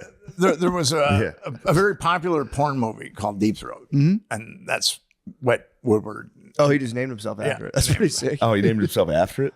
Well, he named his source Deep Throat. Oh, okay. Was the porn out before he named it Deep Throat? The or did porn, the porn come from the Deep porn Throat? was out, and then there was a Supreme Court battle over it, and then the porn, and then it was back in. I Damn. believe by the time. My political name would have to be Thick Latina Mommies. The source, Thick Latina Mommy, is here.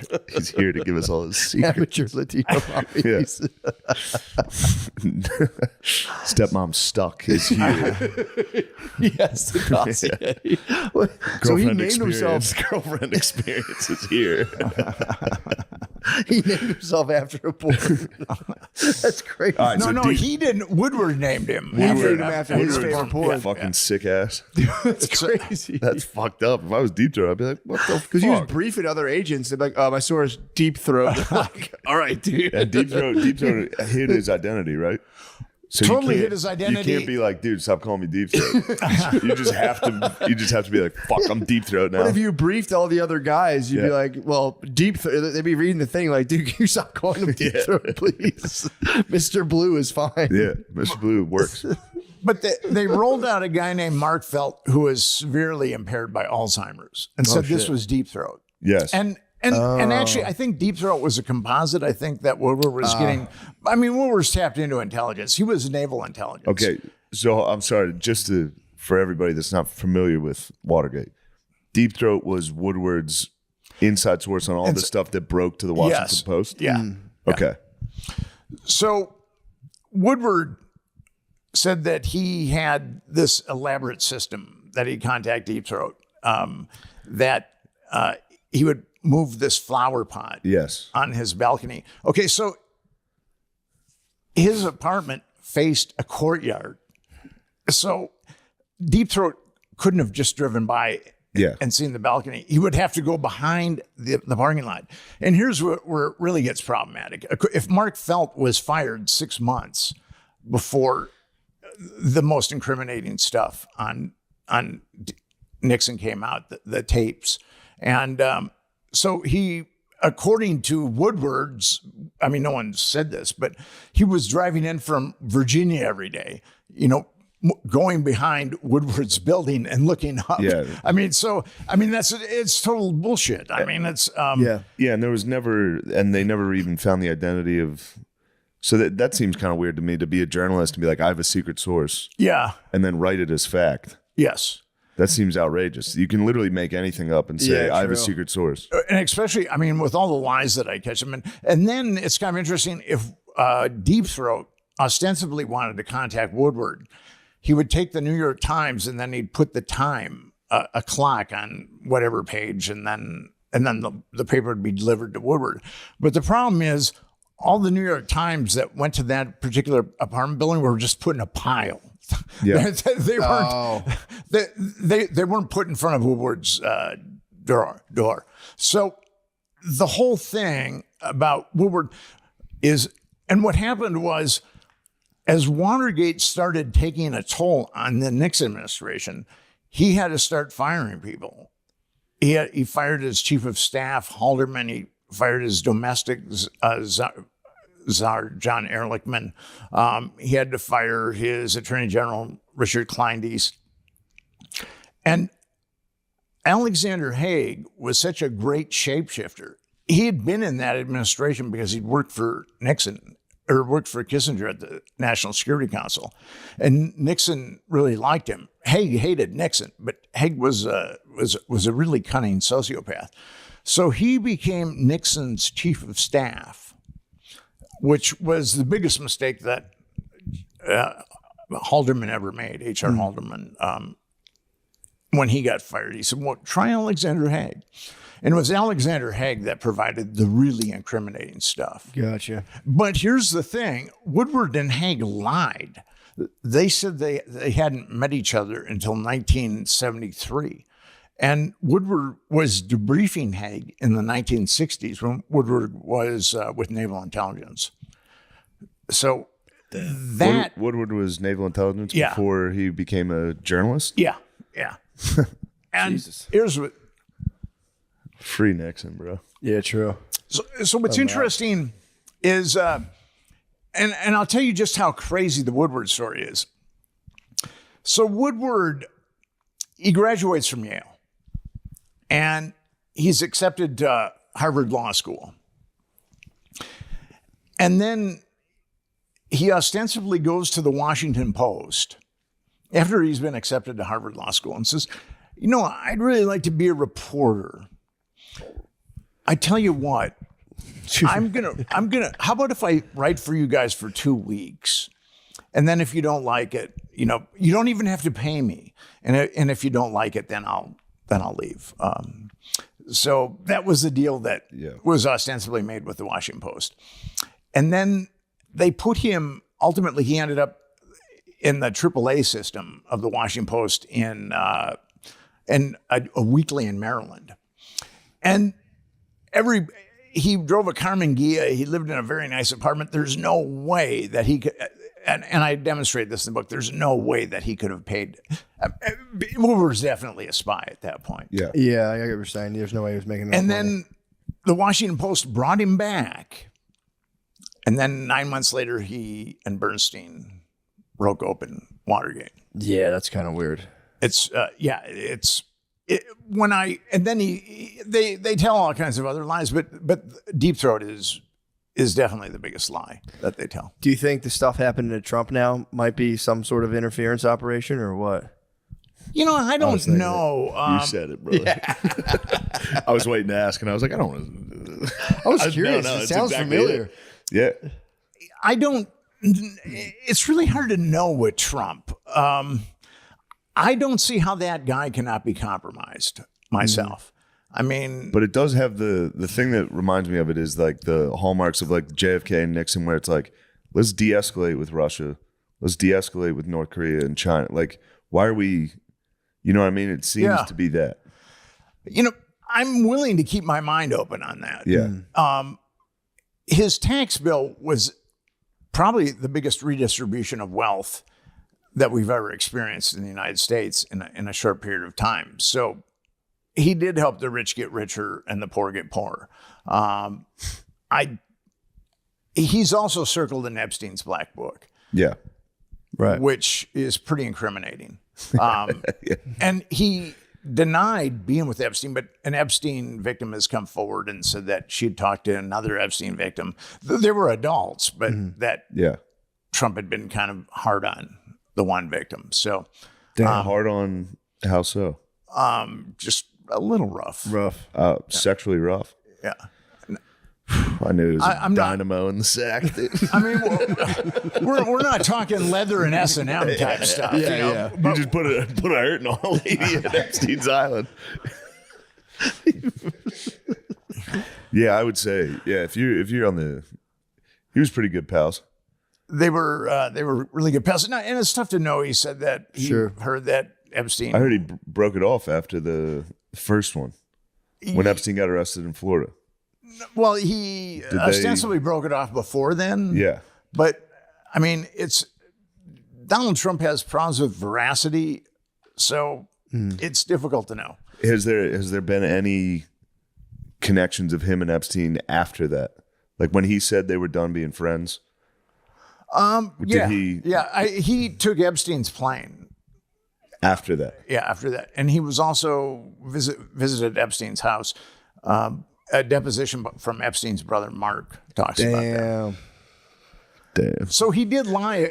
Trump did lie about that. Yeah. Gotcha. With Gates, and Gates revisited him too, didn't he? Well, here's the thing with Bill Gates. Yes. The media cover story on him is that they met in 2011. Mm-hmm. The Evening Standard did an article on Epstein in 2001.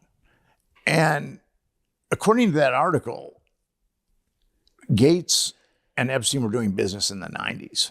Damn. So there's a lot that's been covered up about Epstein. And there's guys like me that really want to get at the truth, but the government and the media are just fond of kicking out salacious details. And it's really hard to get to the truth because there's been so many lies. But when I think about Trump being prosecuted or persecuted, you know, I do think about Nixon being persecuted. I believe, you know, here's the thing with Nixon. He wanted to de-escalate the arms race. He wanted to open up China so he could use China against Russia. I mean, that was his thing, and it was working for sure. But then he backed Pinochet, who was a genocidal dictator. He jacked Suharto, who was a genocidal dictator, and then Pol Pot. The Chinese were down with Pol Pot, and he wanted to appease the Chinese, so he tacitly backed Pol Pot. But was that CIA doing that, or that was him? That was Nixon. Okay. Yeah. I mean, the CIA ultimately did things that enabled it. They got it done. Yeah. So Gotcha. with Nixon, it's not. The media has sold Nixon as good versus evil, but it's not quite that simple. Yeah. And the media has also said that it was the left that toppled Nixon when it was actually the right that really had the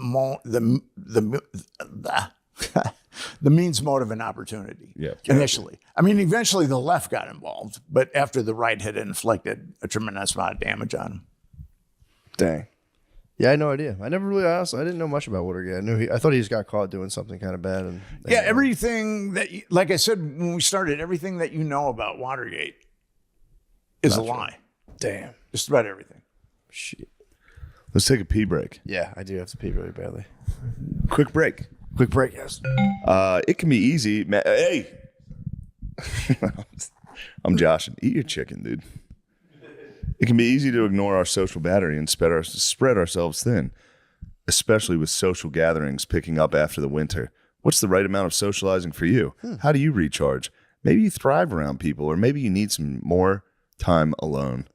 Therapy can give you the self-awareness to build a social life that doesn't drain your battery. Personal endorsement. golly, Yeah, man. You gotta fucking figure all these questions. you out. got to answer these questions. Otherwise, you're going to spread yourself. Yep. Last thing you want is to be spread.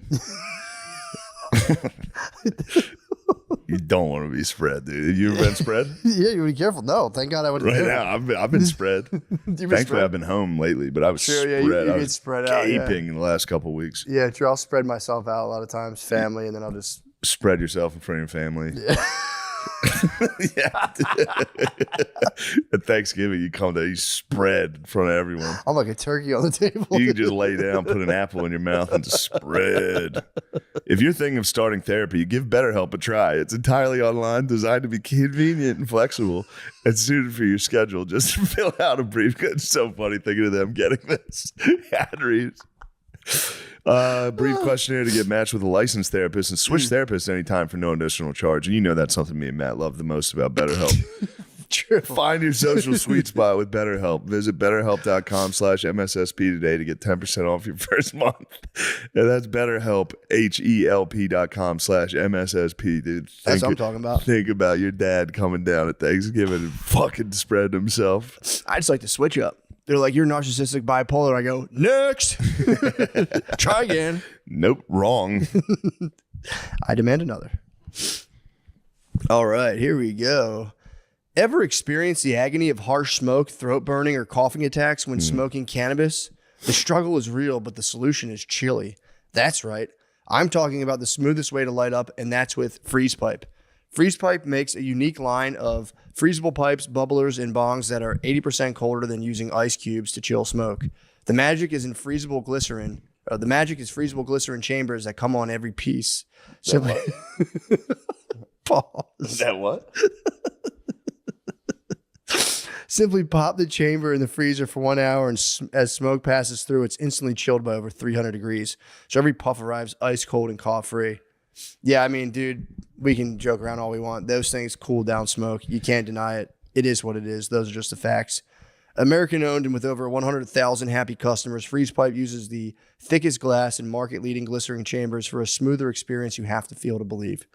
Ditch harsh smoke forever by visiting thefreezepipe.com and use code DRENCHED for 10% off your order. That's thefreezepipe.com and code DRENCHED for 10% off. Shop today for free shipping and smoke like royalty without paying a king's ransom. Lucy is made for your nicotine routine and delivered straight to your door. It's 100% pure nicotine and always tobacco-free. You can choose your preferred form, pouches, breakers, or gum, and you can choose your strength from 2 milligrams to 12 milligrams. So, you know, 12's a lot. that's an And I'll 18 tell you what, bomb. I know some hockey players that would like that. Oh, yeah. Flavors include mint, apple ice. That's the hockey player's favorite. True. Espresso, mango, and more. Save yourself from the weekly gas station stop and sign up for a monthly subscription, which saves you 15%, no commitment, cancel anytime.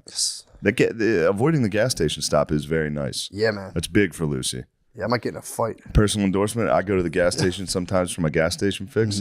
I don't like it. That's why I switched to Lucy, and I like Lucy. Yep. You don't have to talk to any ruffians that might be hanging out there. The ruffians there, yes. Careful. The product that sets Lucy apart is Lucy Breakers. It's nicotine pouches, but with a tiny capsule inside. That capsule contains a liquid flavor that saturates the pouch before it's even in use. Oh, fucking saturates some lady's pouch. Break it in with your teeth and boom, instant nicotine release when you need it. Let's level up your nicotine routine with Lucy. Go to lucy.co/drenched and use promo code DRENCHED to get 20% off your first order. Lucy offers free shipping and has a 30-day refund policy if you change your mind. Lucy.co and use code DRENCHED to get 20% off and always free shipping. Straight and up. Here comes the fine print. Lucy products are only for adults of legal age, and every order is age verified. Warning, this product contains nicotine. Nicotine is an addictive chemical. Shit.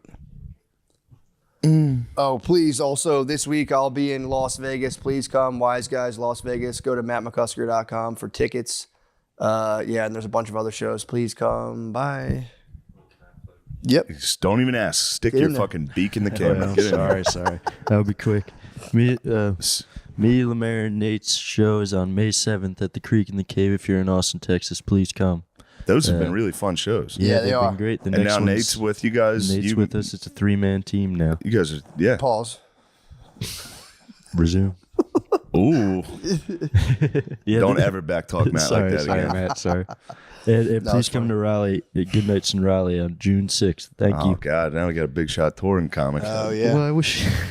Thank you. Thank you. Goodbye. Yeah, before we get into the Watergate stuff, Yeah, we'll do this as like a precursor almost. Almost. There you go. Yeah, we'll do it as a precursor. yeah, because a lot of the people listening to this are young men that just young men that have never really heard of Watergate or have just a brief summary of some names and what the overall scandal, or at least is portrayed as. The official narrative. Yeah. Okay, the official narrative with Watergate is Richard Nixon sanctioned Watergate, and the burglars got busted. And then Nixon tried to cover it up. And then that's ultimately what he was taken down for, is obstruction of justice. Okay. But the real Watergate story is Nixon didn't have a clue that those guys were breaking in to the Watergate. He had a couple of guys on his staff, Jeb Magruder, who was acting chairman for the committee to re-elect the president, and John Dean, who was counsel to the president. Those two guys sanctioned the Watergate break-ins. And the burglars, G. Gordon Liddy and was the only one that wasn't CIA. All those burglars were CIA guys or CIA assets or had been CIA assets. G. Gordon Liddy was the only one, and he'd worked for the FBI. So Liddy was the point man, and Liddy thought that breaking into the Watergate was coming from Nixon's attorney general, John Mitchell. Right. He had no idea that it was coming from Jeb Magruder and John Dean. So they sent the burglars in the first time to get as much information on the Democrats. Now, the Watergate was the sixth floor of the Democratic National Committee was on the Democratic National Committee was on the sixth floor of the Watergate. And the burglars broke in the first time, and they were looking for like Democratic strategies, things like that. Gotcha. And then they broke in a second time. The first time they broke in, they didn't get caught. They did not get caught. No. And this was how long before the second break-in? About 3 weeks. Okay. And then 3 weeks later, they were ordered to get as much dirt as they possibly could. And the Democratic National Committee was connected to a brothel that was a CIA honey trap. And what happened was the secretary at the Democratic National Committee had in her desk, she had pictures of a bunch of prostitutes. Yeah. And Democratic VIPs would check out the pictures of the Funny they prostitutes. got busted doing that. So that was a whole separate issue. Yeah. So we got that one. All right. Yeah, we got that one. I think we're good. Yeah. So we got the preamble. Let's fire it up right back to where we were, which was, what were we talking about? Yeah, Bill Gates. Easy. All right. We just got done talking about Bill Gates' connection with Epstein back in the 90s. Yeah. What bothers me about Gates, have you guys ever tried to get a hold of a human if you've had a problem with Word? Oh, it's the worst, dude. Or you know what happened one time? What happens is they'll do a thing where you'll just like an Indian guy will just take over your computer. Like I was like moving my mouse and my mouse would start going to the left and I'd be like, what the fuck? And he's like, sir, please stop. Yeah, they'll just, if you gotta give them permission, they'll just get into your computer and start fucking going nuts on it. You've gone for, I've never been It able took to a lot for me to get that though. I was chatbot after chatbot. If they got into my computer, dude, Yeah, and they eventually. could ruin all of my total war campaigns. Dude, you could They tank could start a war with Russia, dude. I don't want that. You know, here's what your I own mean. Watergate. There's a number of things that bother me about Bill Gates, but one of the preeminent things is he's buying all this land. Yeah. Why can't he put a call center? You know, on one of those acres. I mean, if he just spent a little of his money and made a call center in Yeah. Idaho. or have the dudes like hoeing all the strawberries, the Bluetooth, and they could do 2 at once. Yeah. Yeah, See? but not Billy. He's got because I'm a writer and I rely on Microsoft Word, unfortunately. Dude, and I had some problems with it about 6 months ago, and I desperately tried to talk to humans. Yeah. Can you find your Word documents that you save on the OneDrive? If I save anything on OneDrive, I can't find it. I don't know where it is on my computer. Sorry, we don't have to talk about computer No. files. Well, I mean, I can try to give you. I can try to give you some tips. I can't find the file afterwards. I'm stumped. I'm currently stumped. I try to You send. lost your files. I just try to they're there, but then I try to email them to someone as an attachment, and it's just like, where is it? I'm You like, need I a call don't know. center. I do. You desperately need You got to a call let center. the engines into your computer, and they'll just start. Yeah, they'll get it. They'll get in there. Which I don't know how I even got in there. That was kind of nuts. I was like, what? Get out of my fucking mouse. I mean, Gates wasn't making enough money selling Microsoft Word. Now we have to rent it, and then Yeah, the suite. there's no call center. I mean, Yeah, that might be his most, honestly, out of everything he's accused of, that might be the worst. Was he ever accused of laying with ladies at Epstein's? he's been outed that way. Yeah. Not with Epstein, but with some other scenarios. Okay. But if he's been outed in other scenarios, I mean, why wouldn't? Yeah, he why be? wouldn't he do Yeah. it? Then his wife was the one who like blasted him on the Epstein stuff Actually, Which is a good God. according to the media, she left him because of it. because of the Epstein stuff. Yeah. Yeah. But who he and knows, Epstein yeah. went back to the 1990s. Damn. Instead of 2011. There's so much bullshit that's been manufactured about Epstein and so much salacious dirt. It's really unfortunate. You've got a guy that trafficked children for 25 years, and our media, no one in the mainstream media has called for any justice for any of those victims. No, yeah, that's, well, it became right wing to even care about it. that's been that's yeah, not for that's what sure. happened. If you That care became about it, you're also right-wing. that's a big thing we talk about a lot on this. Is like we don't do anything about it. The only thing you can do with Epstein is just on a podcast be like, "The fuck? Yeah. what was that? Yeah, true. They killed him. We knew they were gonna kill him, Yeah. and he trafficked kids, and no one. Yeah, that's as far as we get. There's a couple of things with Epstein that people just don't know. Okay, 'cause there's the Epstein Victims Compensation Fund that where a lot of Epstein's money went, and it 225 victims applied for money. 150 were given. 150 were given money, and 8 decided not to take the deal. So ultimately, 142 were given money. Damn. Can you imagine being cheap with that money? But think of all the girls that he trafficked, and only 225 were come Yeah. forward. But there's a couple other things.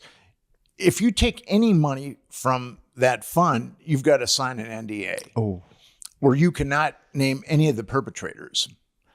And also, I know 2 psychologists, and one of them is very eminent. She's in the world of psychology, she's quite the superstar. She's counseled a woman, and then another psychologist is counseled a woman. They were under 10 years old when they were trafficked by Epstein. And one actually described Epstein's home and then talked about a park that was by his house and a number of things. And she was under 10 years old. And then I know of one other, I mean, these 2 psychologists I know pretty well, but then I know of another account too that I've been told of another account from someone who's, I think, legitimate, but I just haven't been able to corroborate it. So you've got the Epstein Victims Compensation Fund is a huge cover-up tool. Damn. It's being used to do what the government can't, to get these girls to shut up. And you've got to, and according to the government and the mainstream media, the youngest Epstein victim was 14 years old. So if you're going to apply for that fund and you're younger than 14, they're not going to give you any money. And and we have no idea of how it works. We have no idea what the criteria is. It's behind it's in a black hole essentially. It's weird that they're not. Why would it's not weird. We know why, but it's clear it's a cover up. They're not being open about anything. This should all be like you said. You filed for Freedom of Information Act and all that. This should be public, right? Yeah. I mean, It's like, what's the point of being like we can't tell anyone what Pretty happened? useful to know, in terms of like voting for politicians. Yeah. Be like, oh, you raped a Yeah, kid. did he rape a kid? Yeah, you're out, dude. We can't vote for you. Yeah. I wrote a book called The Franklin Scandal, which is basically Epstein is a carbon copy of the Franklin Yeah. Scandal. It was about a child trafficking network. We talked about that the first time I was on your show. And this time around, I mean, I was on to Epstein in 2012, and I got his black book in 2012, Yeah. and I ultimately published it. Gawker helped me publish it in 2015, but it took me 3 years to get that book published. It's kind of interesting. Once the book was nobody wanted to touch the book. Yeah. And but once the book was published, the floodgates opened on the Yeah. book. Yeah. And I started an organization, a 501c3 called Epstein Justice. And what we're trying to do is to get a commission formed to actually look at the perpetrators. We want the perpetrators to be accountable, and we want to know why the government is covering up child trafficking. We have two simple objectives. We want the perpetrators prosecuted, and we want the government to tell us why it's covering up child trafficking. Yeah, like why did they seal the original case when he got busted the first time? That all got sealed, didn't it? The very first case way back Florida. when. A lot of that was sealed. I mean, I was able to get a lot of documents Really? from the police and also the feds. They're floating around out there. I mean, the feds when Epstein was originally busted. He was the Palm Beach Police Department started investigating in 2006, and then about a year later they they were going to arrest Epstein on 5 counts of child abuse, and they knew. They had statements from 5 minors, but they knew of 17 others.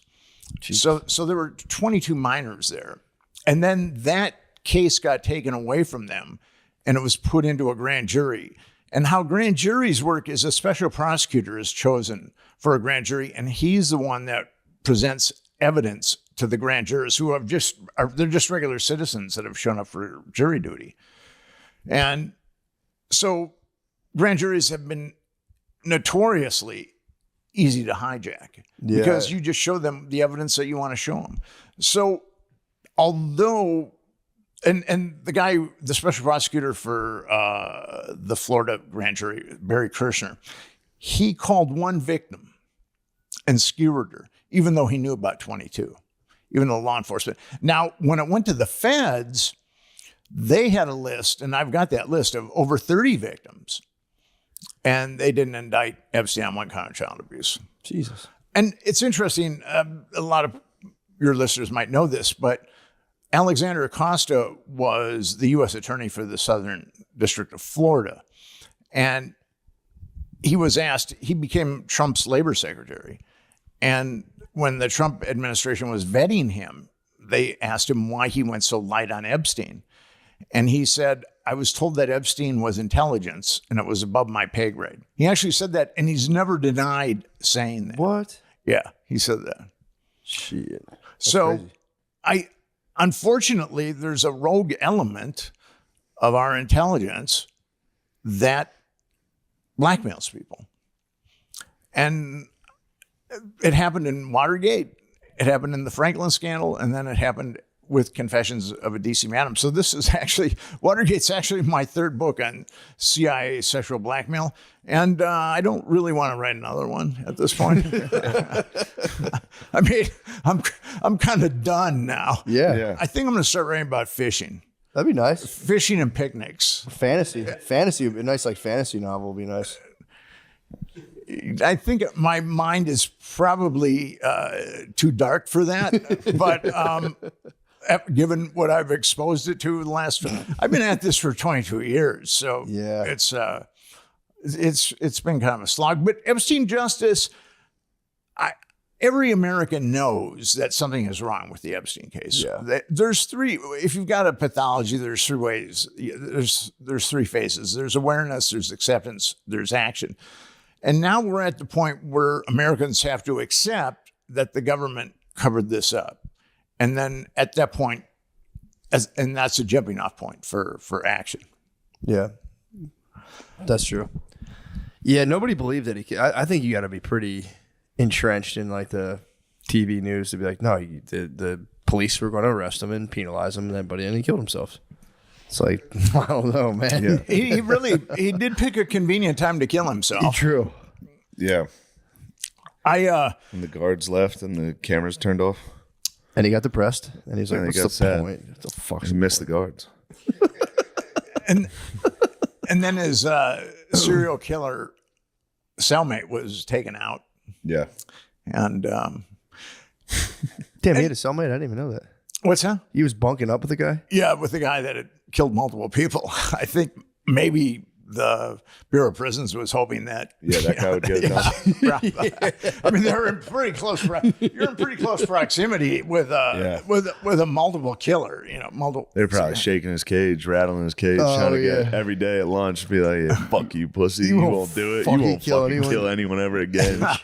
You're soft, bitch. Here, take this knife. That's crazy. Yeah, he was there with a serial killer.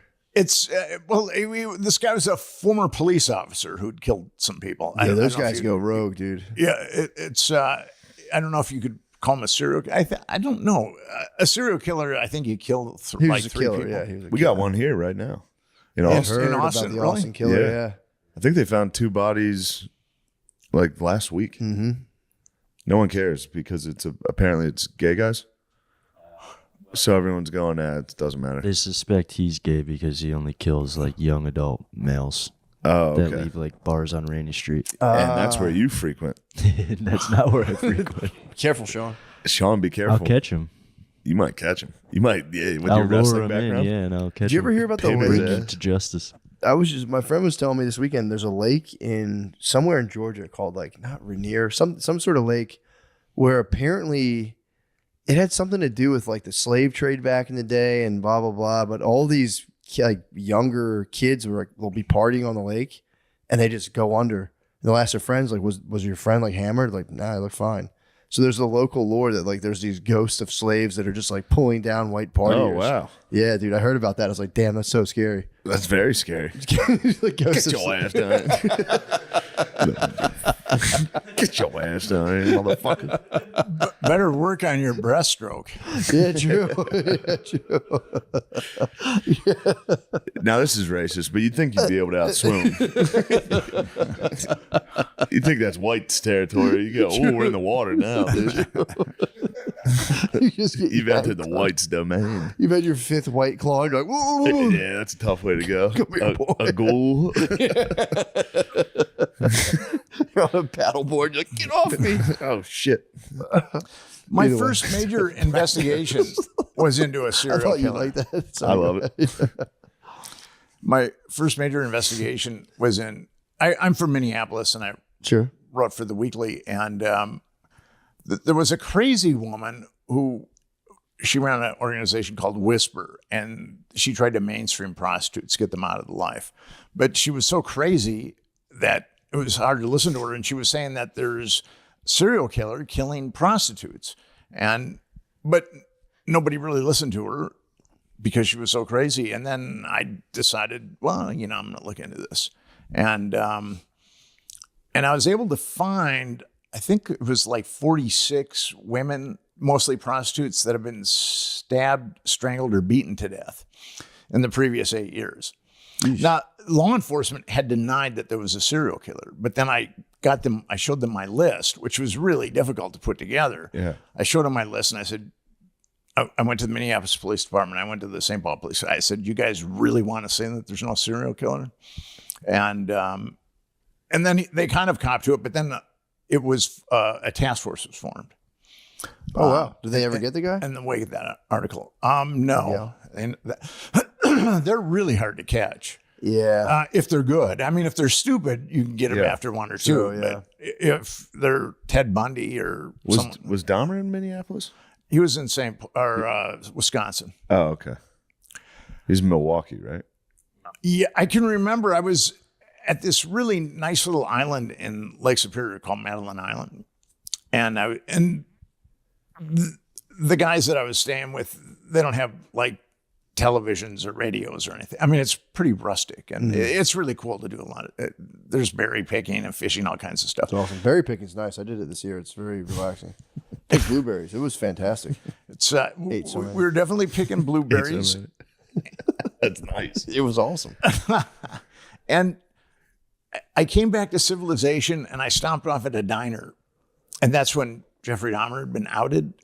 And I was reading the newspaper, and I thought to myself, welcome back to civilization. Yeah. Yeah. It's He's a cannibal. But the FBI says that there's like 50 of them at any given time in the United States. 50 serial killers kicking around? But I think that it's probably closer to 200. Jesus Christ. It's kind of interesting. Our culture, I mean, serial killers are in all cultures, but our culture seems to mass produce them more than other countries. Yeah. That is interesting. Well, what would be your insights into that? About why we have more serial killers? Yeah. Because we're number one. True. We're the best. We're Yeah, the we best are at the literally best. everything. School shooters. Yeah, we are the best. We're number one. Do we? So we definitely have the most serial. Like how far is our lead? I think Japan covers them up. I think Asia covers them up and says, no, there's no murders here. Yeah. I think we got quite the head start. If it's a 50-yard We dash, celebrate ours. They hide theirs. it's True. well, there was Russia gets after it, don't they? I think there's a lot there of was that Russian Russian boys. Chikatilo who Yeah. killed in excess of like 100 people. The guy here is, and he's putting them all in Lady Bird. He puts all the bodies in the same spot. Really, I mean that Yeah, the should cops just go and let's set up let's get some fucking True. trail cams out there. Yeah. It's not that you guys don't even have to wait outside. Just put a camera up. Yeah, right by the lake. Go, who's dumping sweet gardinis into the Lady Bird lake? He's looking at the camera. Party boys. Yeah. Fuck. Yeah. They got me. Yeah, that so shit they creeps me out. has he? You would think that if they knew where he's dumping them, You would think.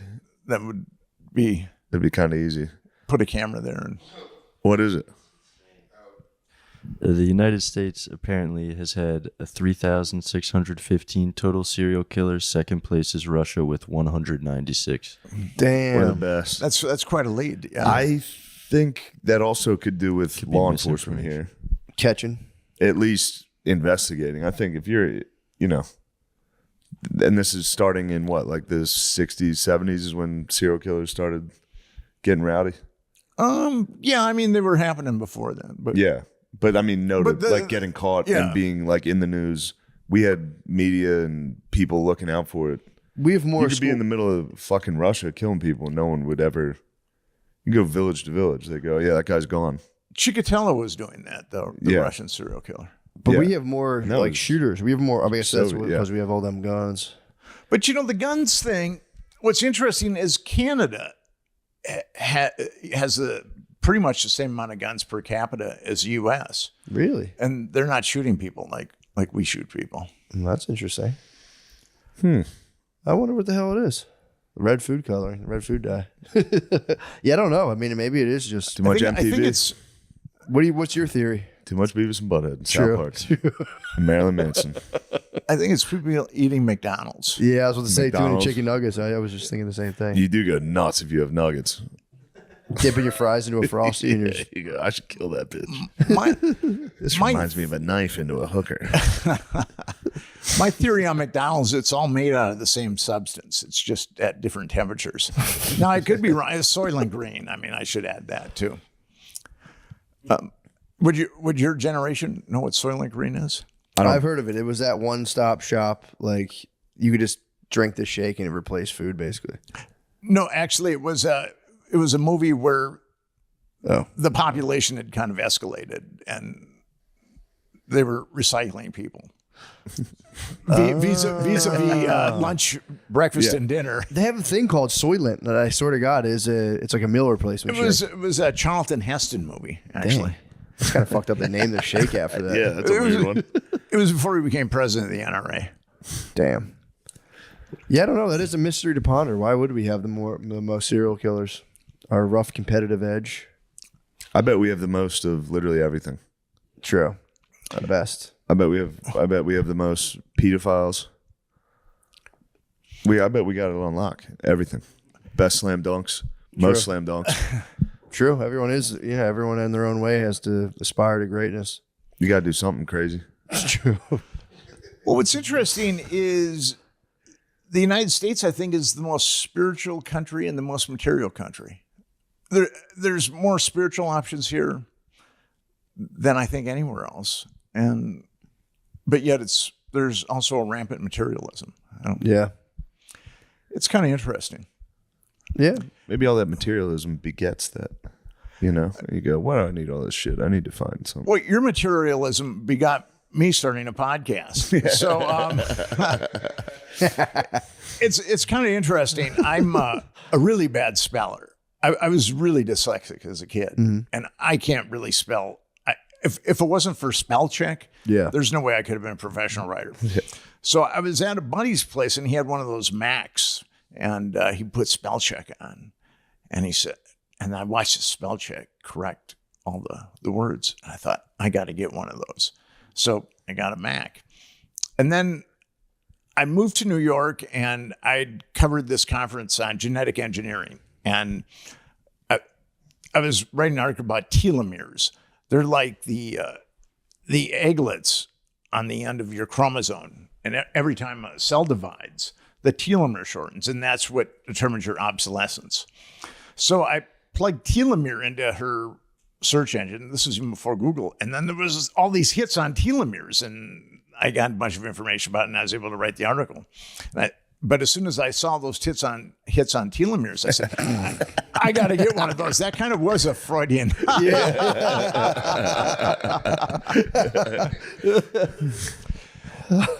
And then I did your Tits. And then I did your podcast, and you told me how much money you make, and I said, I got to get one of those.